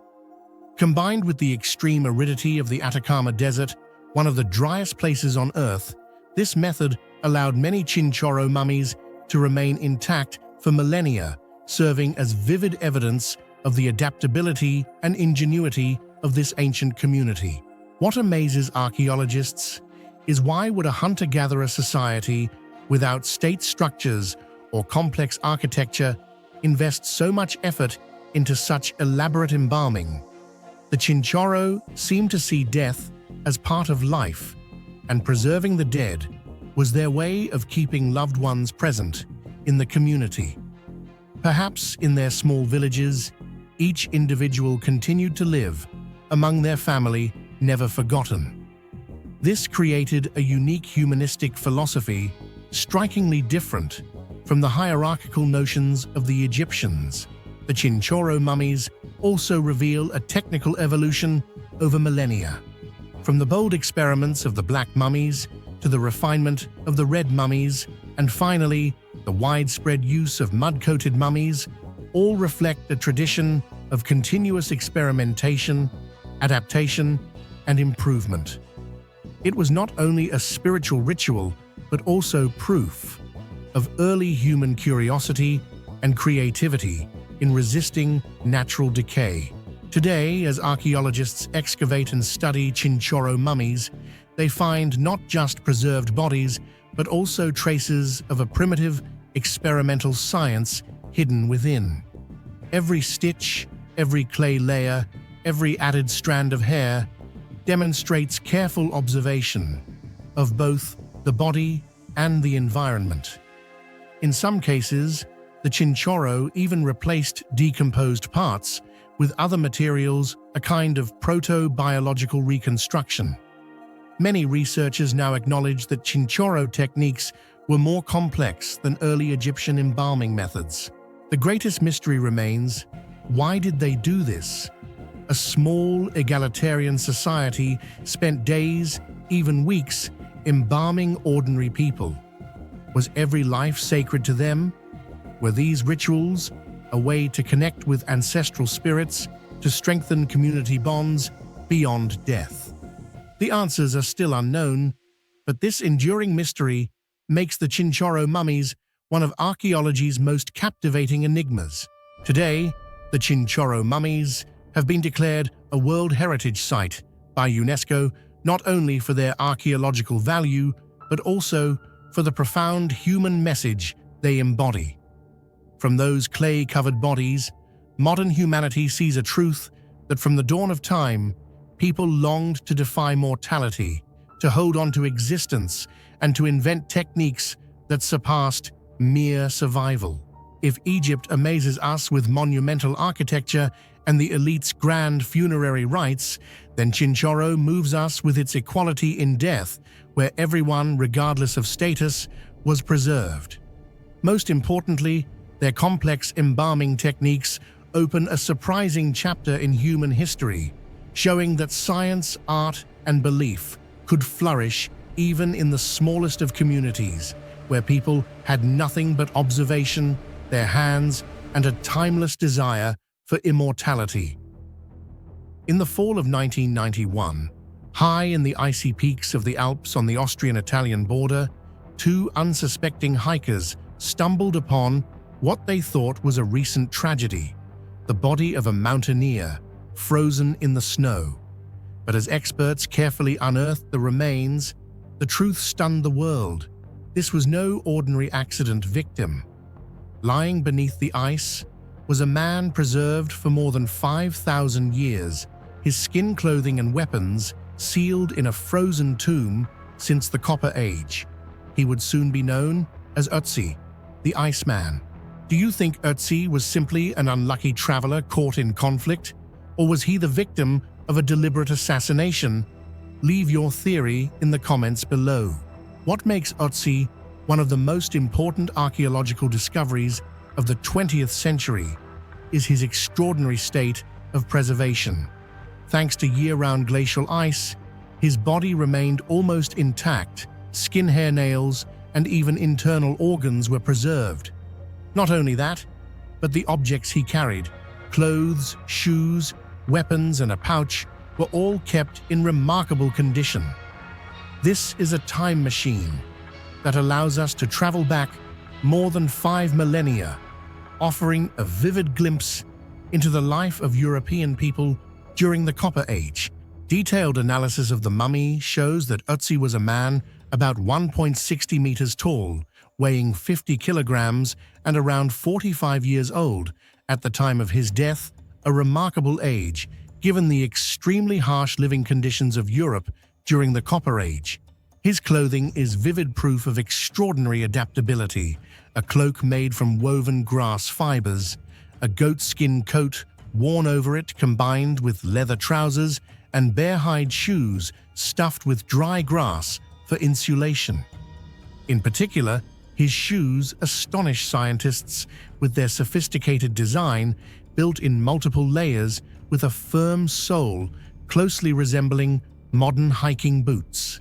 This demonstrates that people of that era were not only skilled in craftsmanship, but also possessed deep knowledge of their environment and how to protect the body from the severe cold of high mountains. Beyond his clothing, the items Otzi carried also reveal remarkable insights into daily life and social status. The most striking among them is the copper axe with a finely crafted blade, an extremely rare tool in Europe around 3300 BC. The copper axe was not only used for labor hunting or defense, but also symbolized high status in the community, since copper was a precious metal at the time not owned by everyone. Alongside the axe, he also carried a dagger, arrows, a bow, and other survival tools, a complete kit for hunting or undertaking a long journey. Otzi's body itself also preserved invaluable records of ancient human health. He suffered from arteriosclerosis, showed signs of arthritis gallstones, and even carried Helicobacter pylori bacteria in his stomach, the same bacteria that still causes stomach ulcers today. Another striking detail is that his skin bore more than 60 tattoos, mostly parallel lines in specific locations. At first, researchers thought they were purely decorative, but after comparing them to acupuncture charts, they discovered that the tattooed spots matched points still used in modern acupuncture. This suggests that more than 5,000 years ago, humans may already have known and applied a primitive form of therapy to relieve pain. This is an invaluable piece of evidence showing that the medical knowledge and natural observation of Copper Age humans far exceeded what we once imagined. Examination of Otzi's stomach revealed a striking detail. Before he died, he had eaten a large meal of ibex meat, red deer meat, and grains. This shows he did not die of starvation or sudden cold. On the contrary, his death occurred while his body was still nourished and prepared as if he had been on an important journey. This detail makes the mystery of his death even more complex. For years after his discovery, Otzi's death was believed to be caused by freezing in a snowstorm. However, in 2001, with the help of CT scans, scientists uncovered a shocking truth. An arrowhead was embedded deep in his left shoulder, severing an artery and causing him to die rapidly from blood loss. This completely debunked the earlier death by cold theory.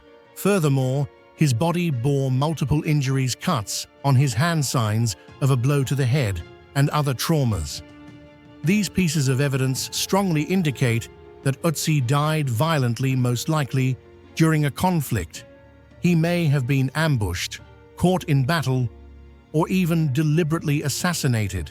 Surprisingly, valuable items such as his copper axe and dagger were left untouched. If it had been a robbery, the attacker would surely have taken them. So why weren't they? This raises the theory that Otzi's death was not due to robbery, but stemmed from deeper reasons, perhaps personal revenge, territorial disputes, or betrayal within his community. The theories surrounding Otzi's death remain a subject of endless debate among scientists.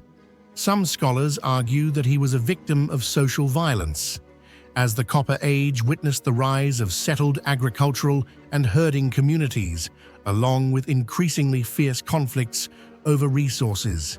In this context, his death may have been the result of disputes between groups.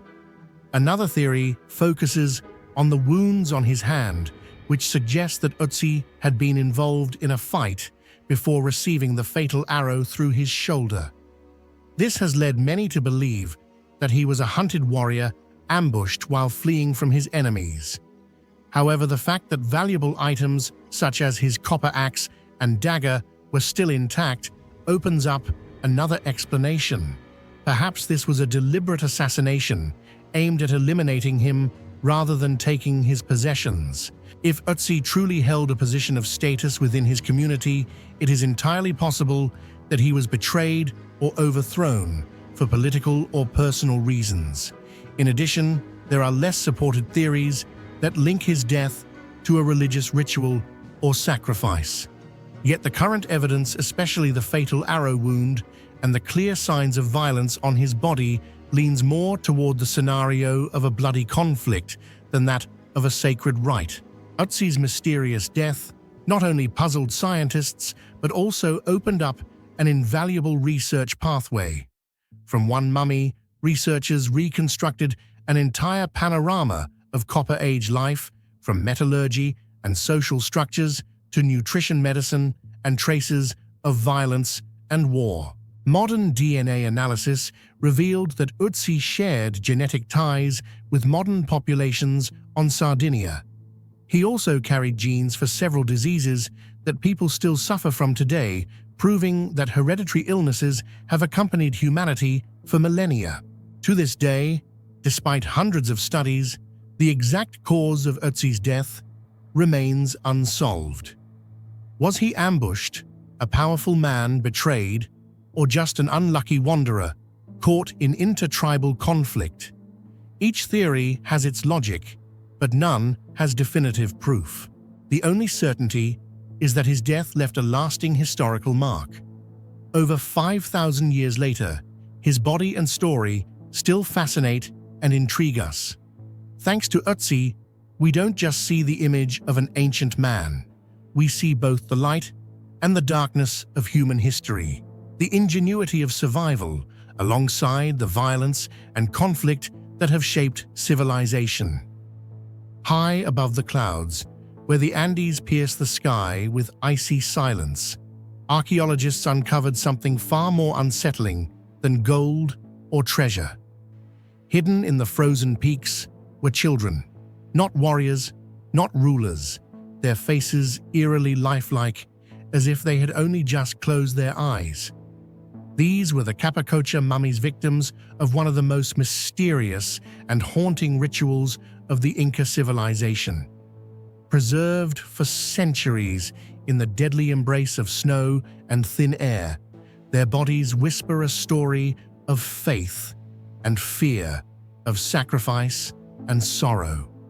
And within their frozen stillness lies a question that chills the soul: what truly happened in the final moments of their short lives? If you stood face to face with one of these frozen children, their eyes closed, as if in sleep, their story locked away in silence, would you see them as sacred messengers chosen by the Inca gods, or as innocent victims of a cruel ritual? Share your thoughts in the comments below. I'd love to hear your perspective. Capacocha was an especially important sacrificial ritual in the spiritual life of the Inca Empire. The Incas believed that the chosen children, usually aged 6 to 15, healthy, beautiful, and flawless, embodied purity itself. They were regarded as the most precious gifts humans could offer to the gods, especially Inti, the sun god, and the Apus, the spirits of the Andes mountains. These sacrifices usually occurred after momentous events, such as the death of an emperor, the enthronement of a new ruler, prolonged droughts, earthquakes, or great military victories. In this way, Capacocha carried both religious meaning and political weight, reinforcing central authority and sending a message of unity to distant lands. What makes Capacocha most haunting is the way death came to these children. Modern scientific research, supported by DNA analysis and tests of hair and tissues, revealed a heartbreaking secret. Before being taken to the mountains, the children endured a long journey from Cusco, the Inca capital, to towering peaks. Along the way, they were treated with great care, dressed in fine clothing, adorned with precious jewelry, well-fed and revered as beings of the gods. Yet this very honor marked the beginning of their tragedy. What haunts us most about the Capacocha ritual is the moment death finally approached. Modern scientific analyses revealed that before the sacrifice, the children were given chicha, a traditional corn beer, and coca leaves to chew.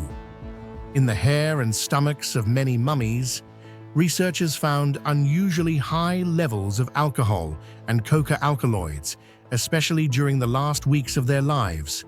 This suggests the Incas deliberately used these substances as a kind of ancient sedative, pushing the children into a dreamlike state, dulling pain and stripping away resistance. They may have been placed in their stone chambers, half-conscious, left to drift slowly into death as the freezing mountain air stole their final breaths. Some theories argue this was meant to make death gentle, like slipping into a sacred sleep, ensuring the children entered the world of the gods without fear. Yet the most chilling question remains unanswered in those final moments. Were the Capacocha children completely lost to intoxicated stupor? Or were they still conscious enough to sense death closing in, gripped by an overwhelming fear and crushing solitude?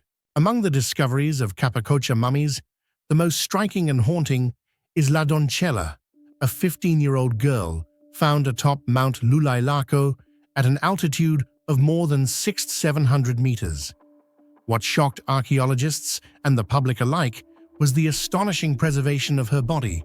Her black hair neatly braided her delicate face, appearing as if peacefully asleep, her lips still slightly tense, and her finely woven garments almost completely intact. Chemical analysis revealed that before death, she had consumed large amounts of chicha beer and coca leaves, leaving her in a half-conscious, dreamlike state. She was then placed in a small stone chamber, seated with knees drawn to her chest, left for the freezing cold and thin air to slowly strip away her life. This was not a sudden death, but a gradual process in which her body surrendered its final warmth, moment by moment. The image of La Doncella has since become a tragic symbol, a teenage girl sacrificed forever, frozen in the moment of sleep, within the ice, sacred in the Inca faith, yet deeply haunting to the eyes of posterity. This truth sparked heated debate. Some scholars see it as a glorious death, for in Inca belief, Capacocha, children did not die, but became immortal messengers of the gods, living forever in the spiritual world. From a modern viewpoint, however many shudder at the cruelty, innocent children buried in snow and ice, left alone until their final breath. When scientists conducted more detailed studies, they discovered abnormal signs that made the mystery of Capacocha even more complex. Some mummies showed head trauma, as if the children had been struck hard to ensure a quick death, preventing struggle or prolonged suffering. However, many others bore no marks of violence at all. Their bodies simply froze over time, as death arrived silently through lack of oxygen and extreme cold. This contrast raised numerous questions. Was the Capacocha ritual not standardized, varying by region, or did it reflect the will of specific rulers? More importantly, did the Incas truly believe that only through such means could they communicate with the gods, or was this also a political tool designed to instill fear and absolute obedience throughout the empire? Remarkably, the harsh mountain environment preserved rare details in these mummies' stomach contents: gut bacteria, hair, fingernails, even what seemed like their final breaths frozen in time. These mummies thus became living time capsules, offering science insights into their diet, health, and even emotional state. Yet this preservation also amplifies the tragedy. Some children showed signs of stress and anxiety before death, as if they had sensed their cruel fate.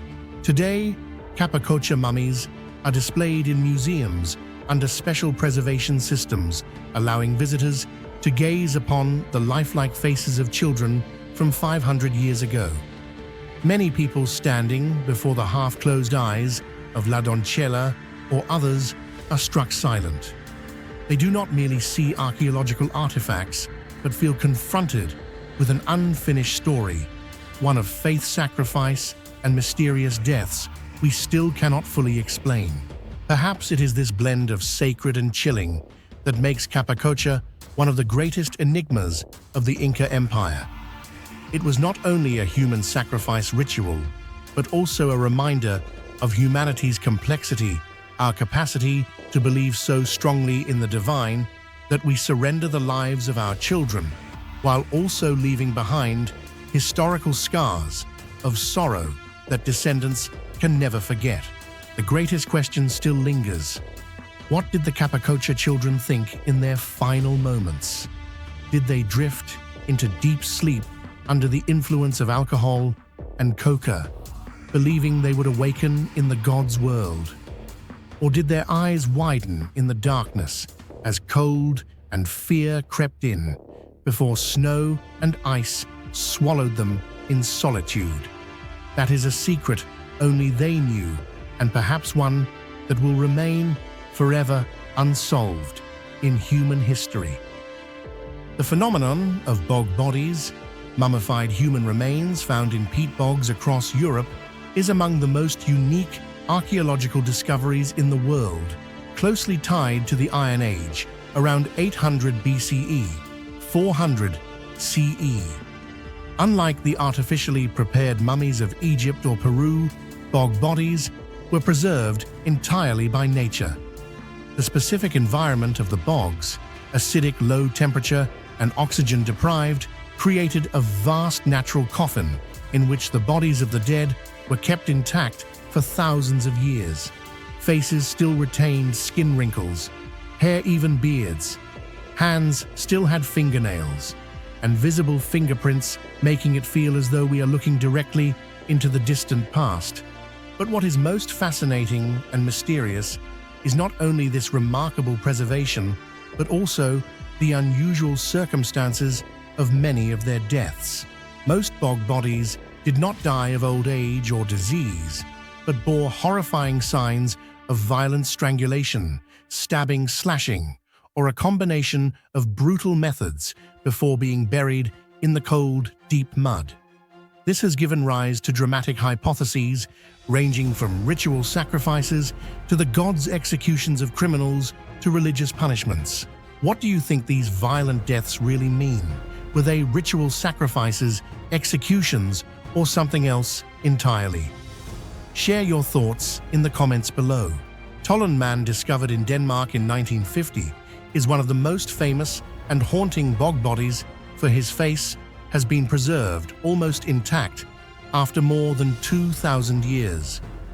When excavated, many were astonished by how serene his expression appeared, as if he were merely drifting into a peaceful sleep. His dark brown skin, tanned by the peat's tannins, formed a kind of natural mask, yet delicate details such as his half-closed eyelids, thin lips, and sparse beard were still visible in striking clarity. Beneath this calm appearance, however, lay chilling evidence: a coarse, braided rope, tightly fastened around his neck, showing that he had been executed by hanging. Even more remarkable, his stomach still contained the remains of his final meal, a simple porridge of grains, possibly prepared specifically for a sacrificial rite. This detail has sparked endless debate. Was he merely a criminal condemned under tribal law, or was he a chosen individual offered to the gods, giving up his life in exchange for divine protection for his community? After decades of study, the question remains unanswered, leaving Tollen Man as a vivid symbol of the intersection between belief, religion, and death in the Iron Age. Grauballer Man, discovered in Denmark in 1952, is one of the most striking examples of the brutality behind the deaths of the bog bodies. When excavated, his remains revealed a severely fractured skull and a throat cut from ear to ear, the wound so deep it reached the spine, clear evidence of a deliberate act rather than an accident. Afterward, his body was cast into the bog, where the acidic environment preserved it for thousands of years. Archaeologists believe Grauballer Man's death was not merely a killing, but likely a communal sacrificial ritual performed to secure good harvests, victory in battle, or peace for the tribe. For many ancient agrarian societies, bogs were not only perilous landscapes, but also mystical gateways connecting the human realm to the divine. Thus, burying Grauballer Man in the peat may have been seen as an offering delivered to the supernatural world, a religious message expressed through blood and human life.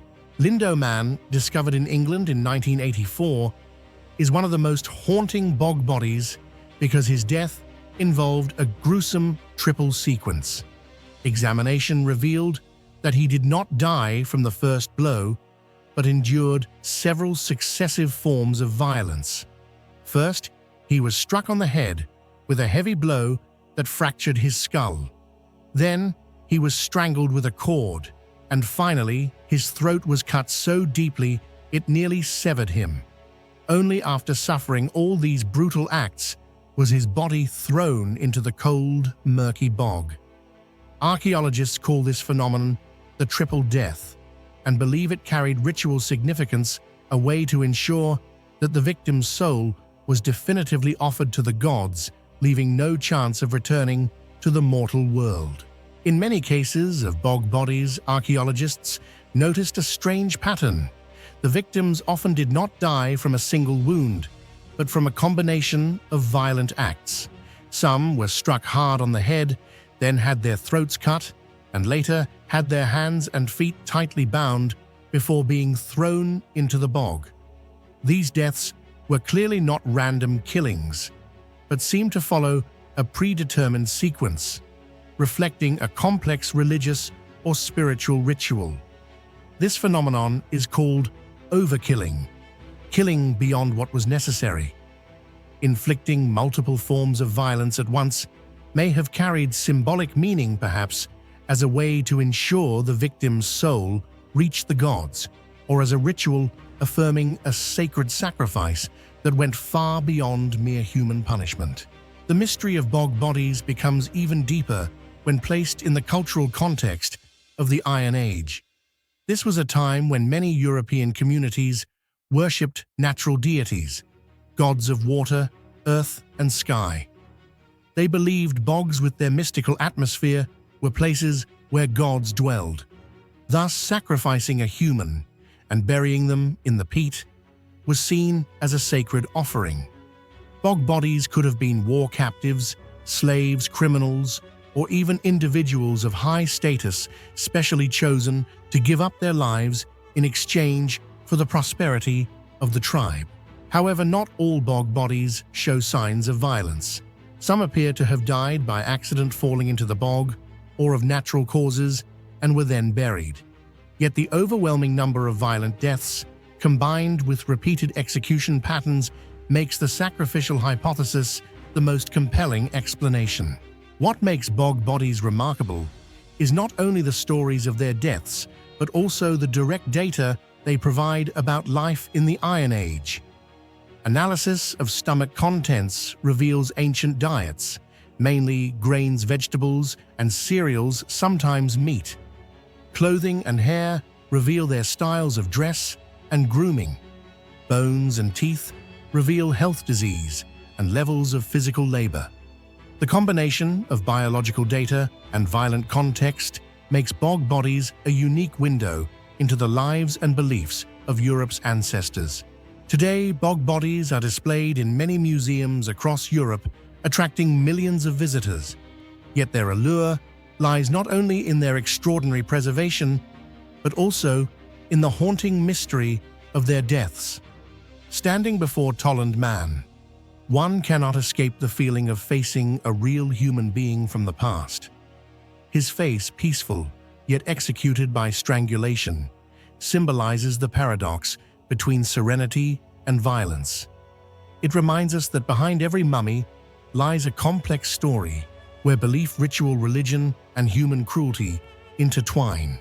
In conclusion, bog bodies are special not just because nature preserved them almost intact for millennia, but because they reveal the unresolved mystery of violent deaths and ritual sacrifices in the Iron Age.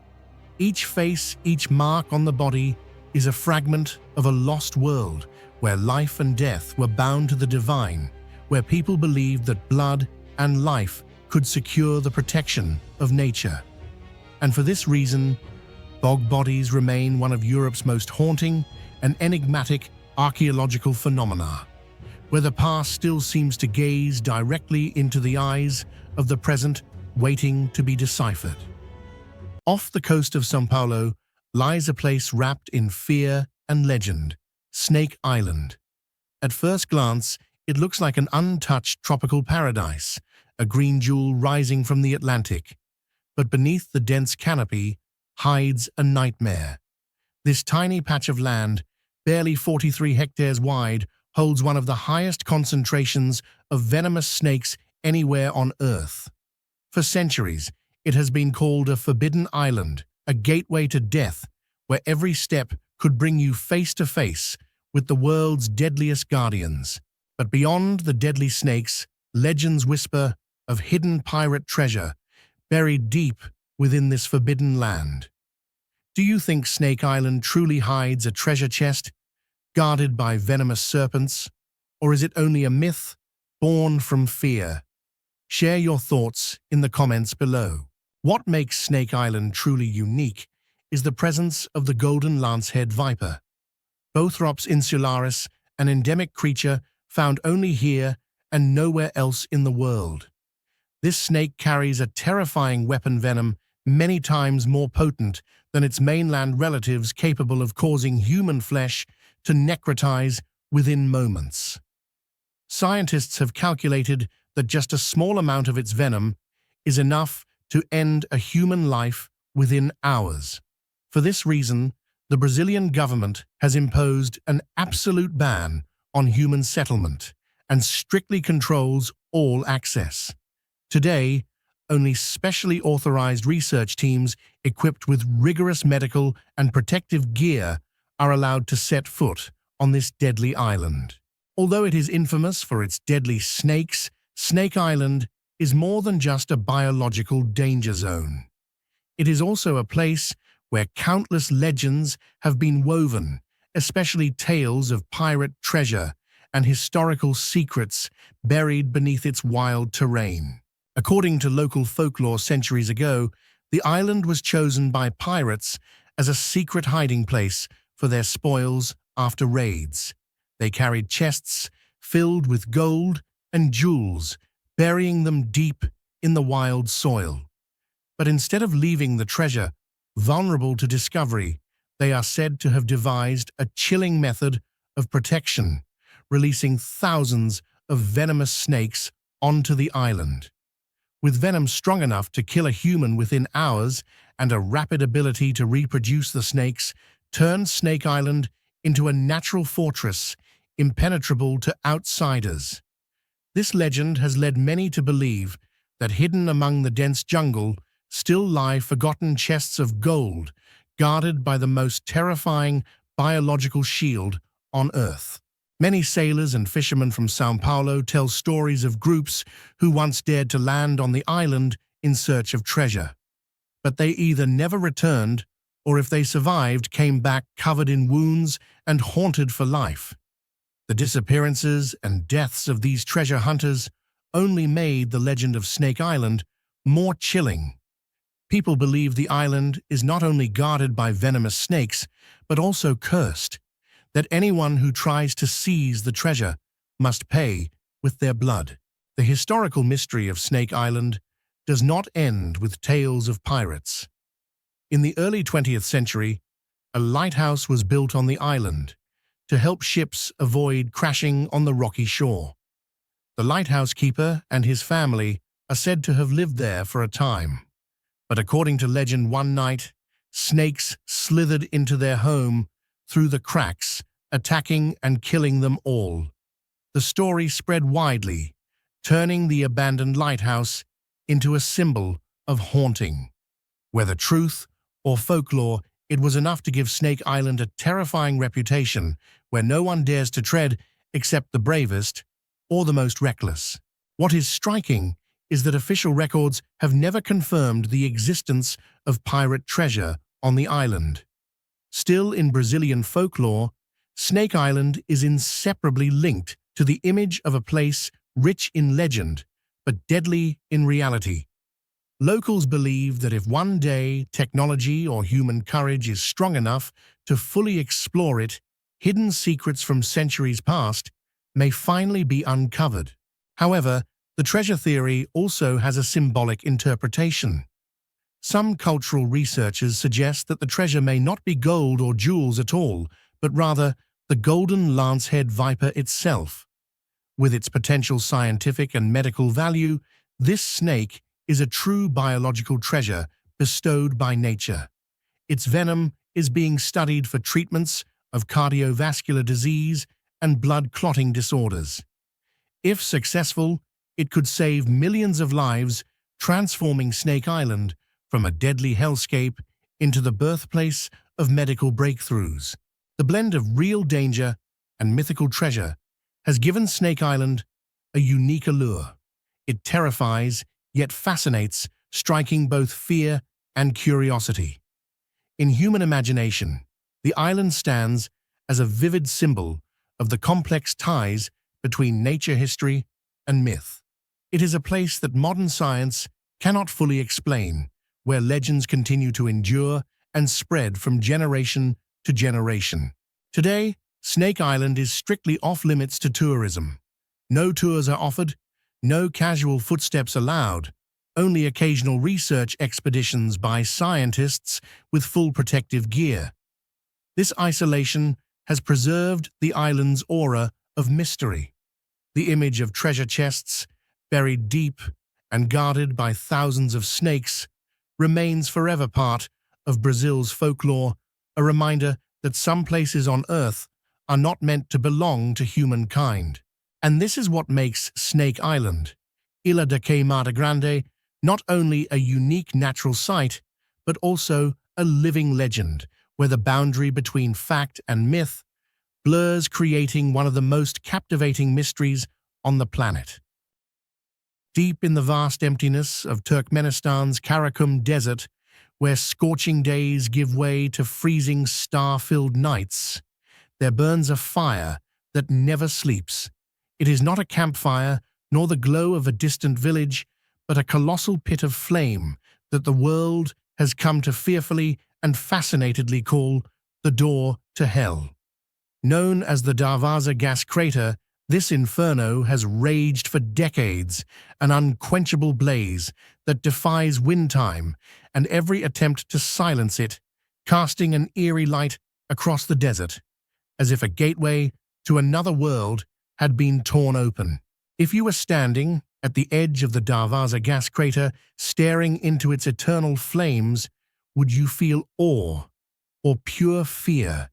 Share your thoughts in the comments below. What makes the Darvaza crater extraordinary is not only its enormous size, about 70 meters in diameter and nearly 30 meters deep, but especially its eternal flame, which has burned brightly for more than half a century. When night falls over the endless desert, the flames from Darvaza surge upward like a blazing heart, illuminating the sky and creating a scene both majestic and terrifying, as if pulled from a nightmare. Locals call this place the door to hell, and indeed, when standing at the crater's edge, looking down at the furious fires erupting from deep within the earth, few can avoid the chilling feeling of witnessing the opening of another world. The story began in 1971, when a team of Soviet engineers was drilling for natural gas in the Darvaza region. During the operation, the fragile ground collapsed, forming a massive pit. From within the earth, methane gas began to leak out in dangerous concentrations, threatening humans and animals in the area. Faced with this emergency, the geologists made a bold decision. They ignited the gas, believing the fire would last only a few days, or at most a few weeks. But they could not have imagined that the flames would roar to life and burn non-stop for over 50 years, turning the Darvaza crater into one of the most frightening eternal fires on Earth. It is the unbelievable persistence of the flames that transformed the Darvaza crater from an industrial accident into a mysterious symbol that astonishes the world. Instead of being depleted, as many once predicted, the methane beneath the Karakum Desert seems to exist in vast reserves, continuously feeding the blaze for more than half a century. Day after day, night after night, the fire roars endlessly, as if an enormous furnace lies beneath the earth, working without rest. The scorching heat, the roaring bursts of gas, and the countless sparks flying upward make onlookers feel as though they are standing before a living volcano. Yet unlike a natural eruption, this inferno stands as a stark reminder of a human mistake, an artificial flame that has spiraled far beyond control. The image of the Darvaza crater at night is unforgettable. In the vast desert darkness with no lights and no dwellings in sight, there lies a blazing red pit like a colossal steel furnace. Winds whip through, causing the flames to sway and roar, sometimes sending fiery columns several meters high. Standing by the rim, one can feel the scorching heat, radiating outward enough to make the air around it shimmer. Many visitors describe the sensation as confronting a giant living creature, a fiery being that never sleeps. This eternal flame is not only symbolic, but also a stark reminder of human helplessness before nature. Initially, the Soviet engineers believed they could quickly solve the leaking gas. Yet the fire became a vivid lesson when humans interfere with nature without fully understanding what lies beneath. The consequences can endure for decades or even centuries. Today, the Darvaza crater has become Turkmenistan's most famous tourist attraction despite its remote location. Thousands of travelers from around the world risk crossing the Karakum Desert just to witness the door to hell with their own eyes. Many choose to camp near the rim, spending the night gazing at the glowing flames beneath a star-filled sky. According to visitors, the experience is both terrifying and awe-inspiring, forcing them to reflect on the power of nature and the smallness of human existence. Yet beyond its visual allure and tourist value, the Darvaza crater raises serious environmental questions. Methane is a greenhouse gas dozens of times stronger than CO2. Burning it continuously for over 50 years has released vast amounts of CO2 into the atmosphere, worsening global climate change. Scientists and even the Turkmen government have proposed extinguishing the fire, but to this day, no effective solution has been found. Darvaza's eternal flame is both a symbol and a paradox. It attracts curiosity, amazement, and fear all at once. It reminds us that some things lie beyond human control, that a single decision in the past can create a phenomenon lasting longer than a lifetime. More importantly, it stands as a living testament to the fragile link between humans and nature, a link that is easily broken and sometimes can manifest as a door to hell right here on Earth. For centuries, humanity has woven countless legends of eternal flames, from the Olympic torch that never goes out to mythic tales of everlasting hellfire. But few expected that in the middle of the Karakum Desert, a real eternal flame would exist, not created by gods, but by human hands. And when gazing into the door to hell, perhaps each of us must ask, is this not a reflection of our ambition, our curiosity, and even our mistakes on the path of conquering the earth? Beneath the dazzling lights of Paris, the city of love, art, and elegance, lurks a hidden world few dare to imagine. Forget the Eiffel Tower's glow and the romance of cobblestone streets. Deep underground lies a realm of darkness, silence, and death. This is the catacombs of Paris, a labyrinth built from the bones of millions, stretching for hundreds of kilometers like veins of the underworld. Nicknamed l'Empire de la Mort, the Empire of Death, it is more than just a burial site. It is a place where history bleeds into myth, where whispers of the past echo in the shadows, and where every step feels like trespassing into a forbidden realm that does not welcome the living. Many believe that the mysterious disappearances in the catacombs have never truly been explained. Do you think the real cause is simply people getting lost in the endless maze? Or could there be some hidden force lurking in the darkness? Share your thoughts in the comments below.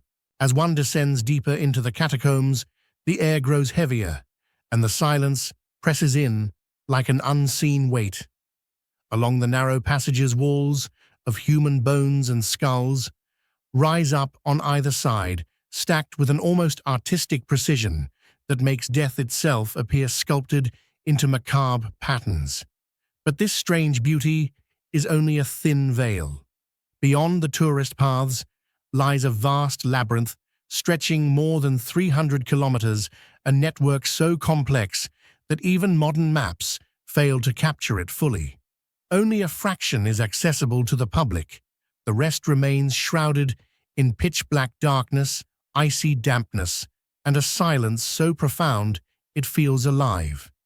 It is within these hidden corridors that countless legends have been born, particularly tales of explorers who wandered too far and never returned, swallowed by the endless maze of stone and bone. For centuries, the Paris catacombs have been a mysterious meeting ground for thrill-seekers known as cataphiles. They often sneak into forbidden passages, carrying flashlights, ropes, and homemade maps, driven by a desire to conquer tunnels that no human had ever walked before. Yet this hunger for discovery comes at a terrible cost.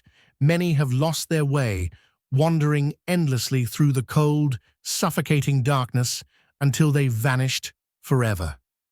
The most chilling legend surrounds an amateur filmmaker who ventured alone into an uncharted section.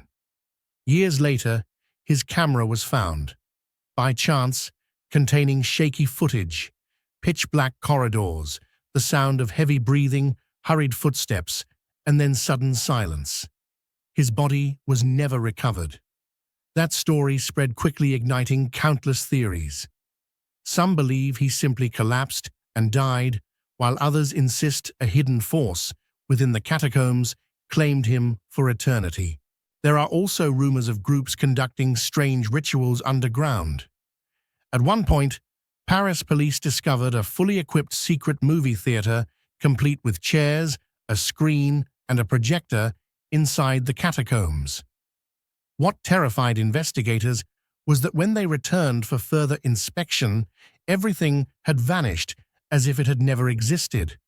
This mystery strengthened the belief that the catacombs are not only a resting place for the dead, but also a gathering ground for secret societies where events occur that the world above will never know. Many witnesses have claimed to hear whispers in the darkness, knocks against the walls, or even see shadowy figures moving at the end of corridors. Some scientists argue these are hallucinations caused by the harsh environment, absolute darkness, thin air, and psychological stress. Yet for those who experienced them, the encounters felt all too real, leaving lasting scars in memory. Above all, the disappearances remain the most chilling feature of the catacombs. Some say that within its 300 kilometers of tunnels, there are hidden paths unmarked on any map. If someone accidentally strays into them, survival chances are nearly zero. In the oppressive darkness, every direction looks the same. Compasses fail due to mineral interference, and just a few wrong steps could doom a person to never find their way back. These disappearances are not just legends. Official records confirm several cases of people who never returned after entering the catacombs. Rescue teams have been dispatched, but searching such a vast and dangerous labyrinth is nearly impossible. Some believe the missing succumbed to exhaustion or lack of oxygen, buried forever in darkness. Others suggest darker conspiracy theories that the catacombs conceal horrific secrets, hidden chambers where humans are not meant to step. It is precisely this aspect of vanishing without a trace that has turned the catacombs into one of Paris's most terrifying symbols. They evoke primal human fears, fear of the dark, fear of death, fear of being abandoned in endless space. The more people disappear, the more the legends grow, cementing the catacombs as one of the most mysterious places on Earth. Today, the catacombs have become a famous tourist attraction, yet the dread of disappearances still lingers. Visitors are strictly warned not to cross designated boundaries, for just a few steps beyond could trap them in an endless maze. With such a chilling past, the catacombs continue to stir curiosity, fear, and questions that remain unanswered. It is precisely because of these unexplained disappearances that the catacombs of Paris are not merely an underground structure, but a symbol of death, mystery, and eternal haunting in the heart of humanity.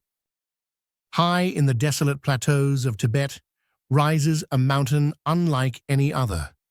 Mount Kailash is not the tallest peak in the Himalayas, yet it towers over human imagination more than Everest ever could. Cloaked in myths, worshipped across multiple religions, and feared for its forbidden summit, Kailash is said to hold secrets that defy both science and time itself. Pilgrims whisper of strange transformations, explorers speak of cosmic alignments, and legends insist it is the very axis of the universe. This is not just a mountain, it is a riddle carved into stone, a place where the line between myth and reality begins to blur. What do you think lies at the heart of Mount Kailash's mystery? Is it simply a sacred mountain shaped by legend, or could it truly be hiding something science has yet to uncover? Share your thoughts in the comments below. For Hindus, Kailash is the divine abode of Lord Shiva, the god of destruction and rebirth, a key element in the eternal cycle of the universe. For Tibetan Buddhists, it is Mount Meru, the cosmic axis, the center of the world, where all life originates and returns. In Jainism, Kailash is where the great sage Rishabhadeva attained enlightenment, while in the ancient Tibetan Bon religion, it is the dwelling place of ancestral spirits. Strikingly, despite their different origins, stretching from India to Tibet, all these religions regard Kailash as the supreme spiritual center, the very heart of the sacred universe. Its sanctity is further reinforced by the fact that no one has ever set foot on its summit. Unlike Everest, which thousands of climbers attempt each year, Kailash is absolutely forbidden to climb. Both the Chinese government and the Tibetan Buddhist community uphold this ban not only for religious reasons, but also out of belief that the summit is inviolable. Some climbers have requested permission to conquer it, but all attempts have been rejected. Tibetans believe that anyone who violates this sacred mountain would bring about unimaginable consequences. This has made Kailash one of the greatest enigmas, the only peak in the Himalayas where no human has ever stood at the summit. Yet beyond stories of sanctity, what makes Kailash a subject of controversy and fascination is the astonishing phenomenon related to time and aging. Pilgrims performing the ritual circumambulation of the mountain, known as Kora, have reported extraordinary experiences. Their hair and nails seem to grow unusually fast in just a few days of the journey. Some even claimed that after completing one Kora loop of 52 kilometers, their bodies felt as if they had undergone months of change, with the pace of aging seemingly altered.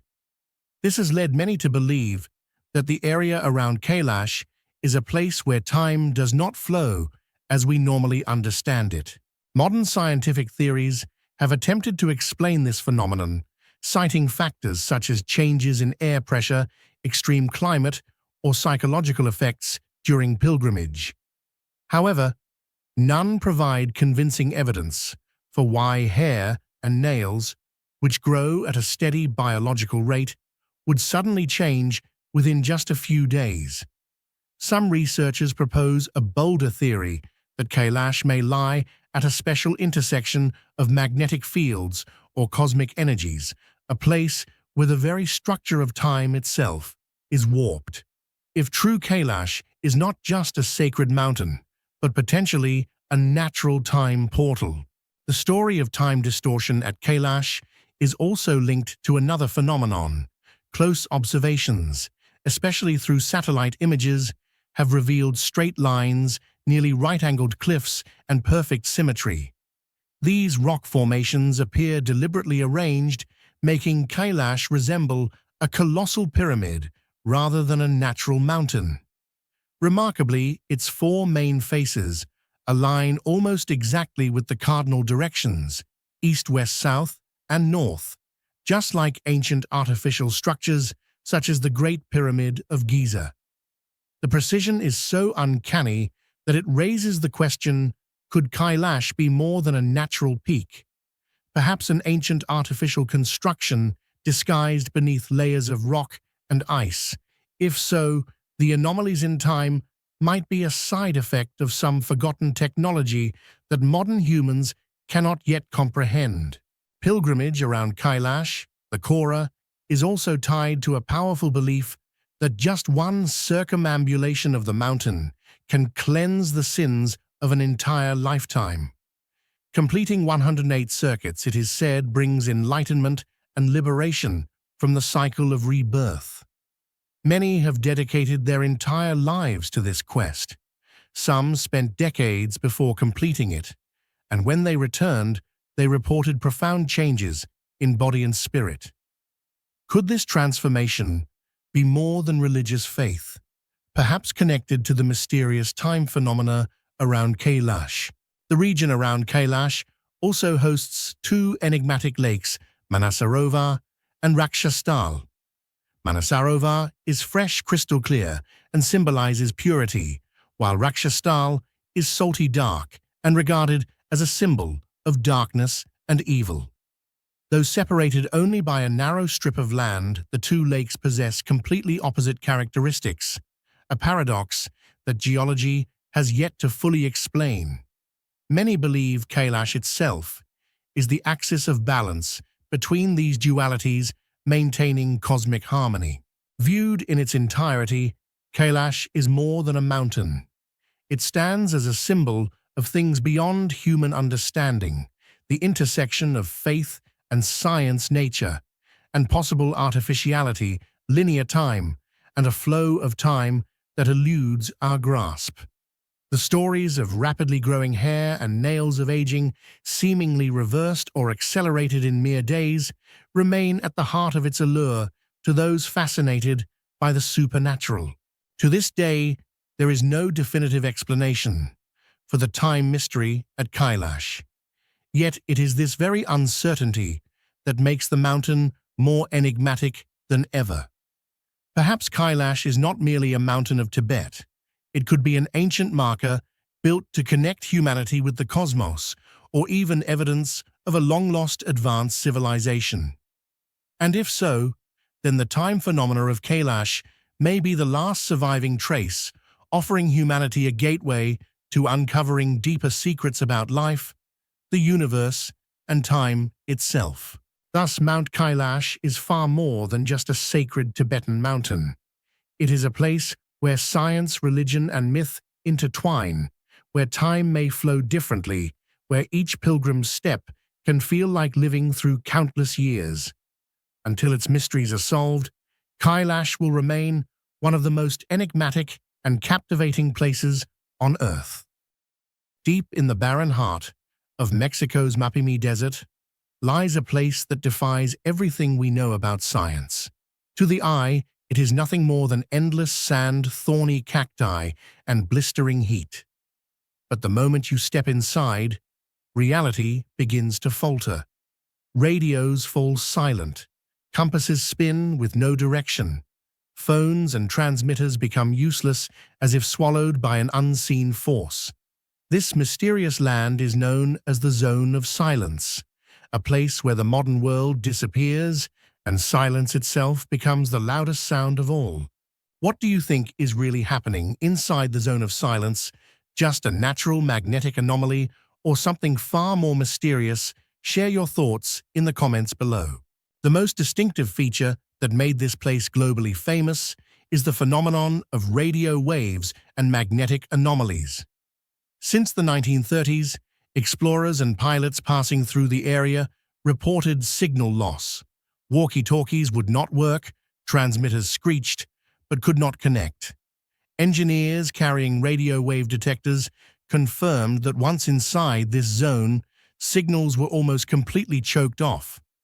Not only radios, but also TVs, telephones, and navigational tools like compasses became unstable. Some reported compasses spinning endlessly, unable to point north.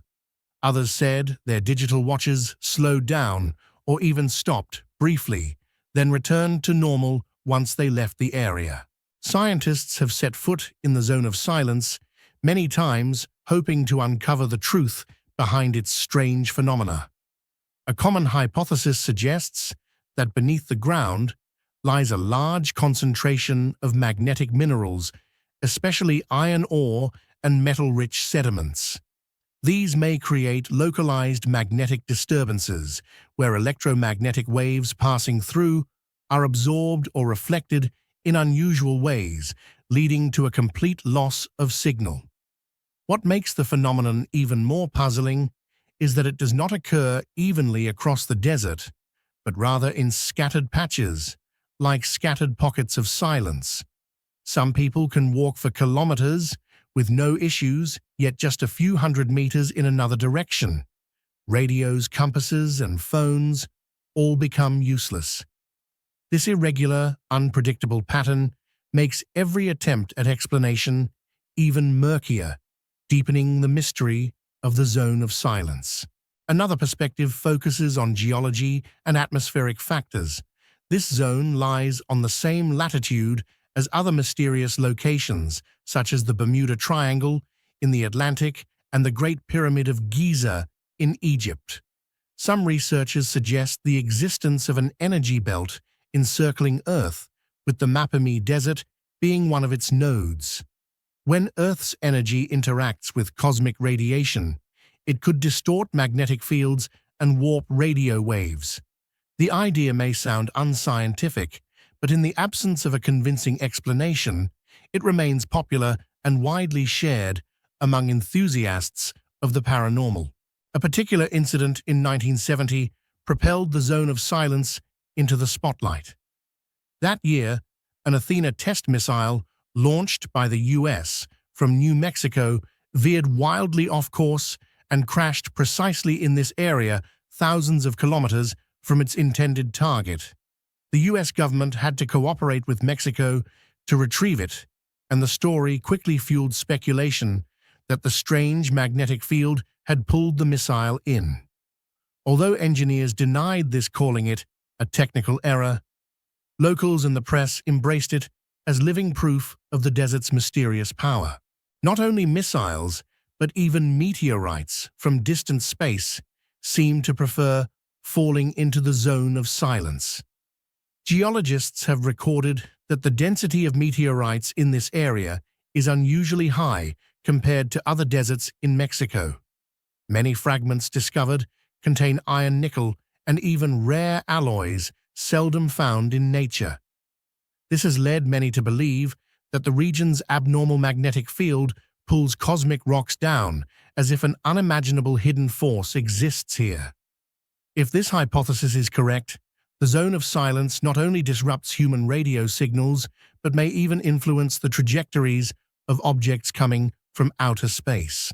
From the perspective of atmospheric scientists, the harsh natural conditions of the zone of silence may play a crucial role. Extreme daytime temperatures, the arid desert surface reflecting solar radiation, and the interaction between hot and cold air layers could create an invisible barrier that prevents radio waves from passing through. Some studies suggest that differences in temperature and air density cause radio signals to bend or scatter abnormally. However, the puzzling fact is that even high frequencies normally less affected are also cut off. Moreover, the disruption of mechanical devices, such as compasses, indicates that this phenomenon is not merely about wave interference, but is directly linked to distortions of the region's magnetic field. Alongside scientific research, folklore continues to thrive. Locals speak of strange lights flickering in the sky, resembling lightning but appearing on clear nights. Some witnesses claim to have encountered tall beings with blonde hair and blue eyes, dressed unusually, who said they came from the sky. To many, the zone of silence is not merely a land of magnetic oddities, but a gateway to extraterrestrial contact. Today, the zone of silence is both a site of research and a destination of mystery tourism. Scientific teams still set up instruments carrying modern equipment to study the vanishing signals. Meanwhile, travelers flock here to experience firsthand what it feels like to be disconnected when phones, radios, and GPS all become useless. Many describe it as surreal, as if separated from the modern world and left with nothing but the desert's absolute silence. That silence makes people feel their own smallness before the universe. With no signals, no connection, one hears only the wind, the crunch of footsteps on sand, and the beating of one's heart. The zone of silence becomes a mirror reflecting humanity's eternal fears and curiosities. What lies beyond our knowledge? Is this merely a natural phenomenon, yet to be explained, or truly a point of contact with supernatural forces and the vast cosmos? No matter how far science advances, the zone of silence remains an unsolved challenge. The radio wave and magnetic anomalies here both provoke skepticism and fuel imagination. Perhaps that is why this barren, seemingly lifeless land has become one of Mexico's most striking mysteries, a place where silence is not just the absence of sound, but an invitation to step into nature's and the universe's hidden secrets. On the outskirts of Cluj-Napoca in Romania lies a forest unlike any other, a place whispered about in hushed tones and feared as much as it is studied. Known as the Bermuda Triangle of Transylvania, Hoya Baciu is only 250 hectares in size, yet its reputation stretches across the globe. Twisted trees, vanishing visitors, strange lights in the sky, and an infamous barren circle at its heart have turned this forest into one of the most unsettling mysteries on Earth. Scientists, thrill seekers, and paranormal researchers all come here searching for answers, but most leave with only more questions. What do you think lies behind the mystery of Hoya Baciu Forest Natural Science we haven't yet uncovered, or something far more supernatural? Share your thoughts in the comments below. For decades, Hoya Baciu has been associated with stories of UFOs, paranormal events, mysterious disappearances, and the unsettling sensations many visitors feel when entering the forest. However, what makes this place truly unique and world-famous is the clearing, the mysterious circle at the heart of the forest. This open patch of land, although small, is considered the epicenter of all mysteries, a place where phenomena defy conventional human understanding. Upon stepping into Hoya Baciu, many people immediately sense something unusual in the air. The wind rustles through the trees like whispers, and sunlight is often blocked by the dense canopy, creating a dark and eerie atmosphere.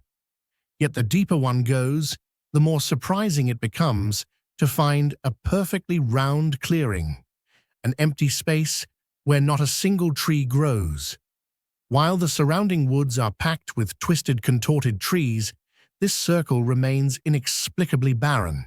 Scientists have repeatedly carried out detailed studies of the soil in the clearing, hoping to uncover a rational explanation for why not a single tree or shrub has ever taken root there.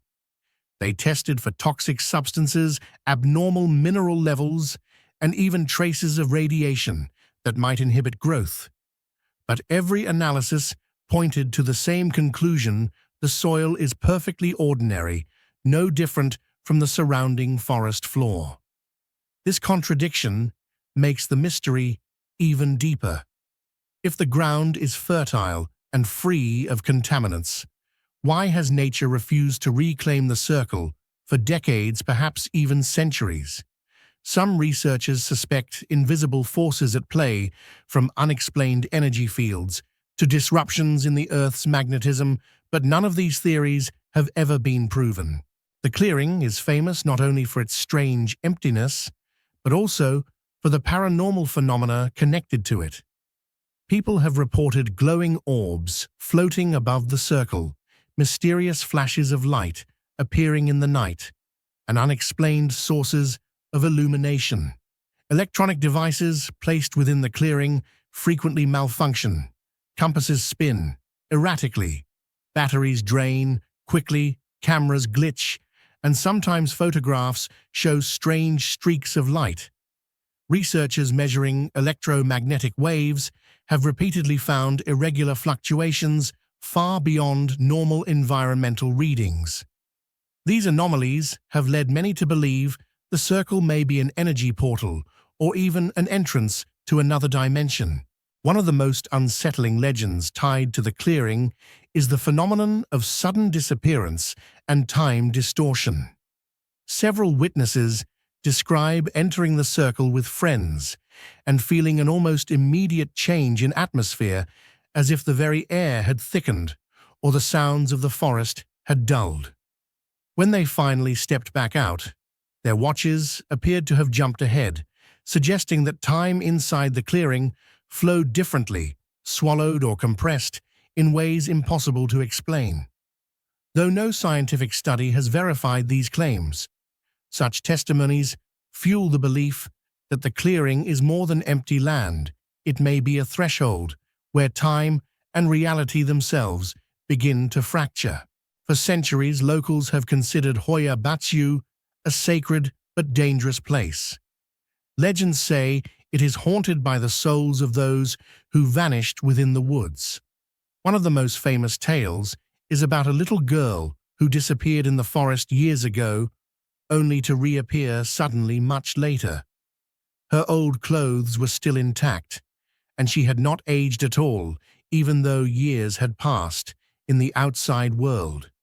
Villagers believed she had crossed through an invisible gateway within the clearing where time had stood still. Beyond the clearing, Hoya Baciu contains countless other oddities. Trees often grow in bizarrely twisted forms, as if bent by an unseen force. Some trunks curve into S-shapes, Z-shapes, or spiral into complete circles. This creates an unsettling scene, especially under the moonlight, when strange shadows stretch across the ground. Many believe the energy radiating from the clearing has influenced the forest's entire ecosystem, warping the growth of its trees. On the paranormal side, many visitors have reported hearing laughter whispers or even seeing shadowy human figures moving among the trees despite being alone. Some tourists claim to have found scratches on their skin or felt burning sensations as though touched by an invisible presence. These experiences have strengthened the belief that the forest is haunted. The most famous international incident connected to Hoya Baciu occurred in 1968, when military technician Amelia Earhart photographed an unidentified flying object UFO hovering above the forest. The photo quickly spread worldwide, drawing global attention to the site. Since then, numerous UFO and paranormal research groups have investigated the forest, most of them reporting inexplicable events. All these factors have made Hoya Baciu a renowned destination for mystery enthusiasts. It frequently appears in international documentaries on the paranormal and is regarded as one of the scariest and most enigmatic forests in the world. Yet among all the stories, the clearing remains the central symbol of its mystery, a place science has yet to explain. In conclusion, Hoya Baciu Forest is far more than just a woodland. It is a crossroads between science and legend, between nature and the supernatural. The mysterious circle known as the clearing raises endless questions. Why can't trees grow there? Why do electromagnetic waves fluctuate abnormally? Could it be a portal to another world, or merely a geological phenomenon beyond our current understanding? To this day, no definitive answer exists, and that silence itself keeps Hoya Baciu alive as one of Romania's most haunting and enduring legends. Imagine standing before a lake that looks less like a gift of nature and more like an omen carved into the earth itself. Lake Natron in northern Tanzania, near the border with Kenya, is no ordinary body of water. Under the burning African sun, its surface shimmers, not with blue or green, but with a shocking blood-red glow, a sight so surreal it feels torn from myth rather than reality. This is a place where beauty and terror intertwine, where the line between life and death seems almost visible on the water's surface, and where anyone who beholds it carries away a memory that is impossible to forget. In your opinion, what makes Lake Natron the most haunting? The blood-red color of its waters, the petrified creatures, or the mysterious legends of the Maasai? Share your choice in the comments below. From afar, Lake Natron appears like a giant mirror stretched across the arid ground of the Great Rift Valley. But instead of the refreshing blue we usually associate with lakes, its surface is dyed red, sometimes as deep as wine, other times blazing like fresh blood. This is not a reflection of the sunset, nor a desert mirage. It is the true color of the lake's water, a rare natural phenomenon in the world. The haunting crimson of Lake Natron is not caused by reflections of the sky or the setting sun, but originates from the lake's own extremely harsh ecosystem. Its waters hold abnormally high levels of alkalinity and salt, with a pH reaching up to 10.5, a condition in which most life forms cannot survive.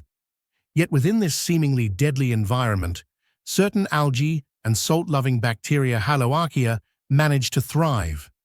They produce red and orange pigments, serving as natural shields against the intense African sunlight. When their populations bloom, the entire surface of the lake transforms, shifting from pale pink to a deep blood-like red.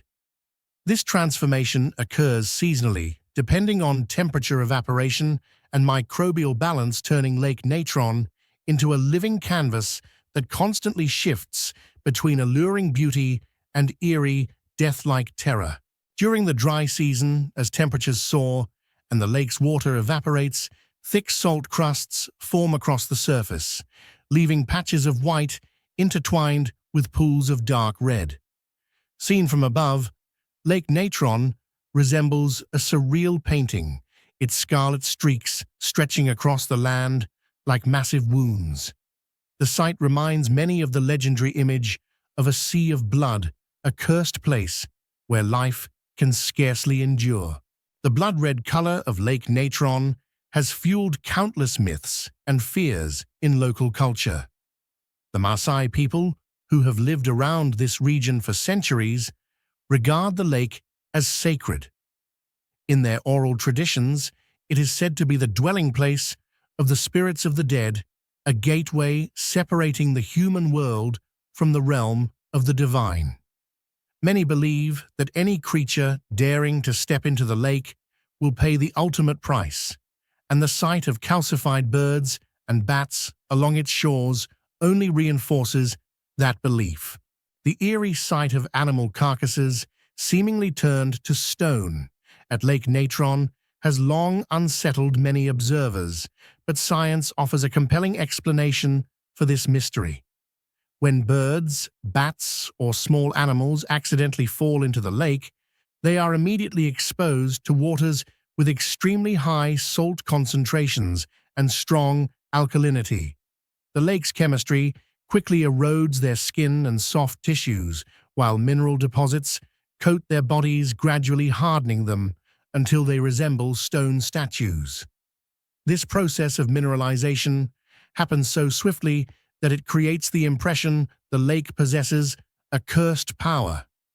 Famous photographs show birds lying motionless, wings spread as if still in flight, their bodies turned to ashen-gray images that earned Lake Natron its reputation as the petrifying lake. Yet focusing only on death would miss an extraordinary paradox. Within this seemingly lethal atmosphere, life persists with astonishing resilience, as millions of flamingos continue to breed and flourish here. Indeed, in this seemingly deadly landscape, Lake Natron is the most important breeding ground for the lesser flamingo. Millions gather here protected from predators by the salty crusts and sustained by the very algae that give the lake its red color. In other words, the death of some sustains the life of others. Flamingo chicks are born on the lake's edges, grow, and eventually soar across Africa, yet their life cycle remains forever tied to this blood-red lake. Curiously, the lake's red hues create an uncanny harmony with the flamingos. Against the crimson backdrop, their pale pink feathers seem to dissolve into the scene, producing a vision both surreal and breathtakingly balanced. Aerial photographs capturing thousands of flamingos soaring over the blood-red waters have become some of the most iconic images of African nature. It is precisely because of this unusual coloration that Lake Natron is often described as an alien landscape. Filmmakers and photographers from around the globe travel here to capture its bizarre beauty. From the ground, the lake's water shifts, constantly glowing fiery red under the midday sun, turning purple at dusk and glowing orange at dawn. From above, it resembles an abstract masterpiece, painted by nature's hand, with streaks of red, pink, orange, and white flowing like rivers of blood across the desert.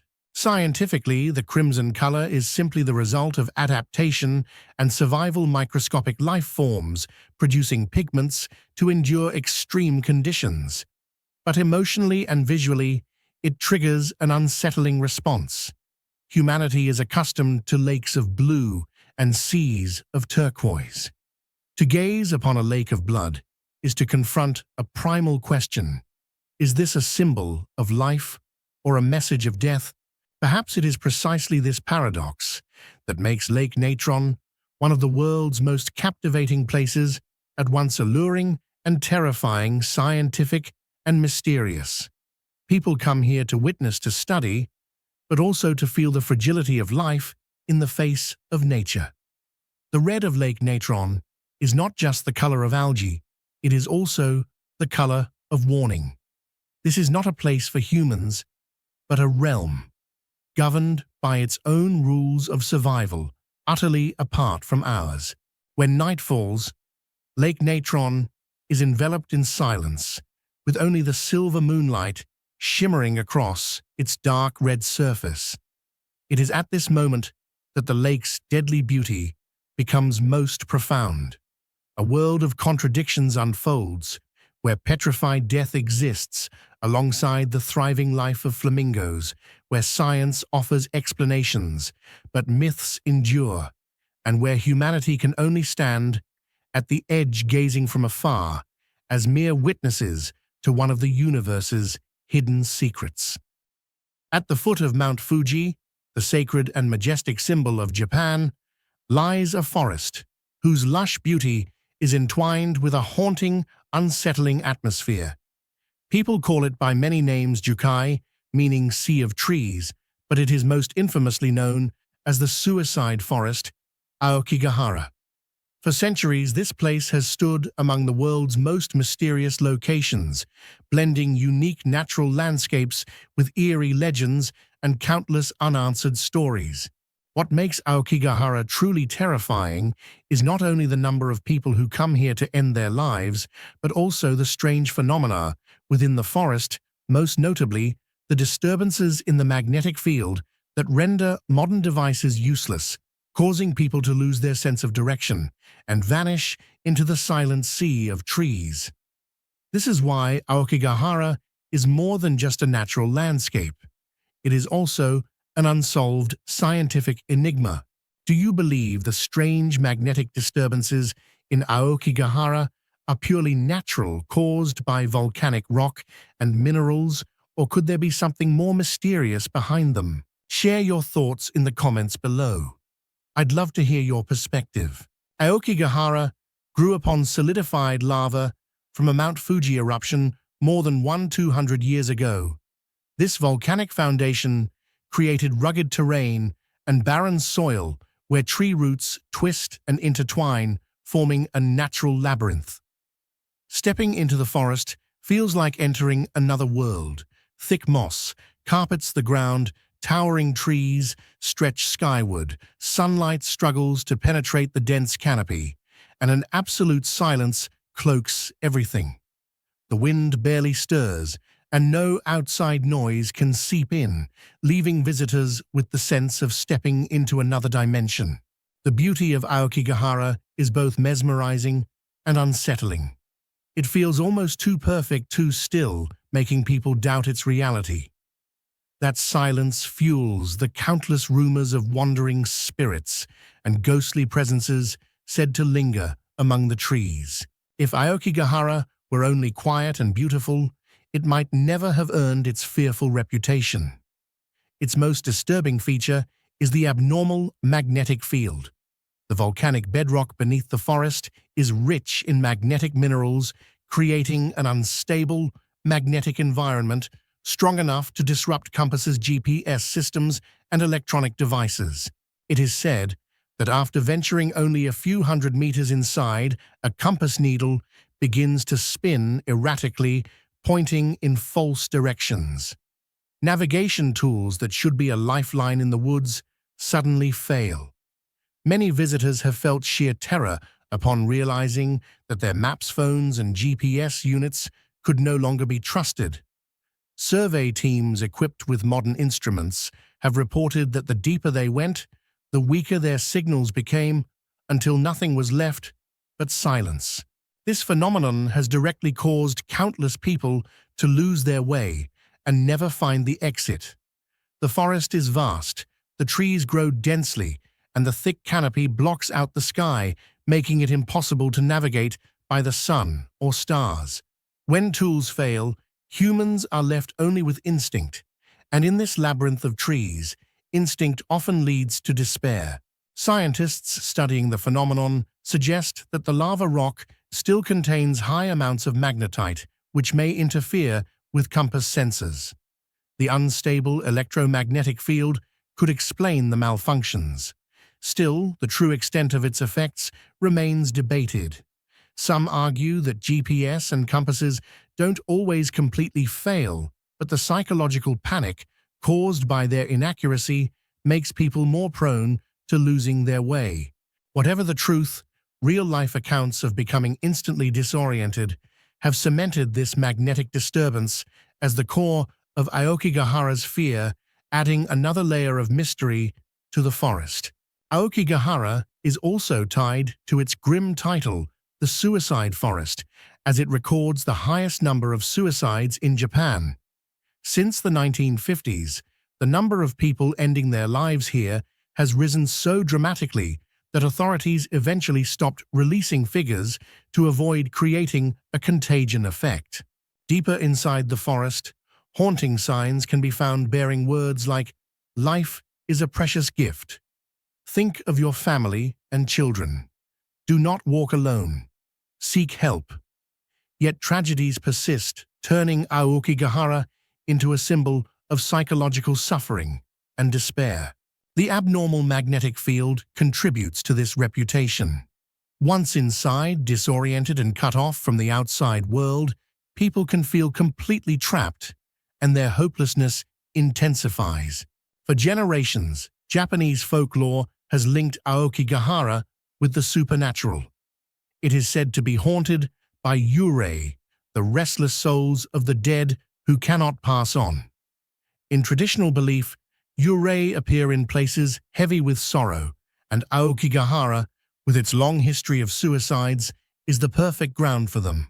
Visitors claim to have heard desperate cries in the wind, footsteps behind them, or the sense of being watched.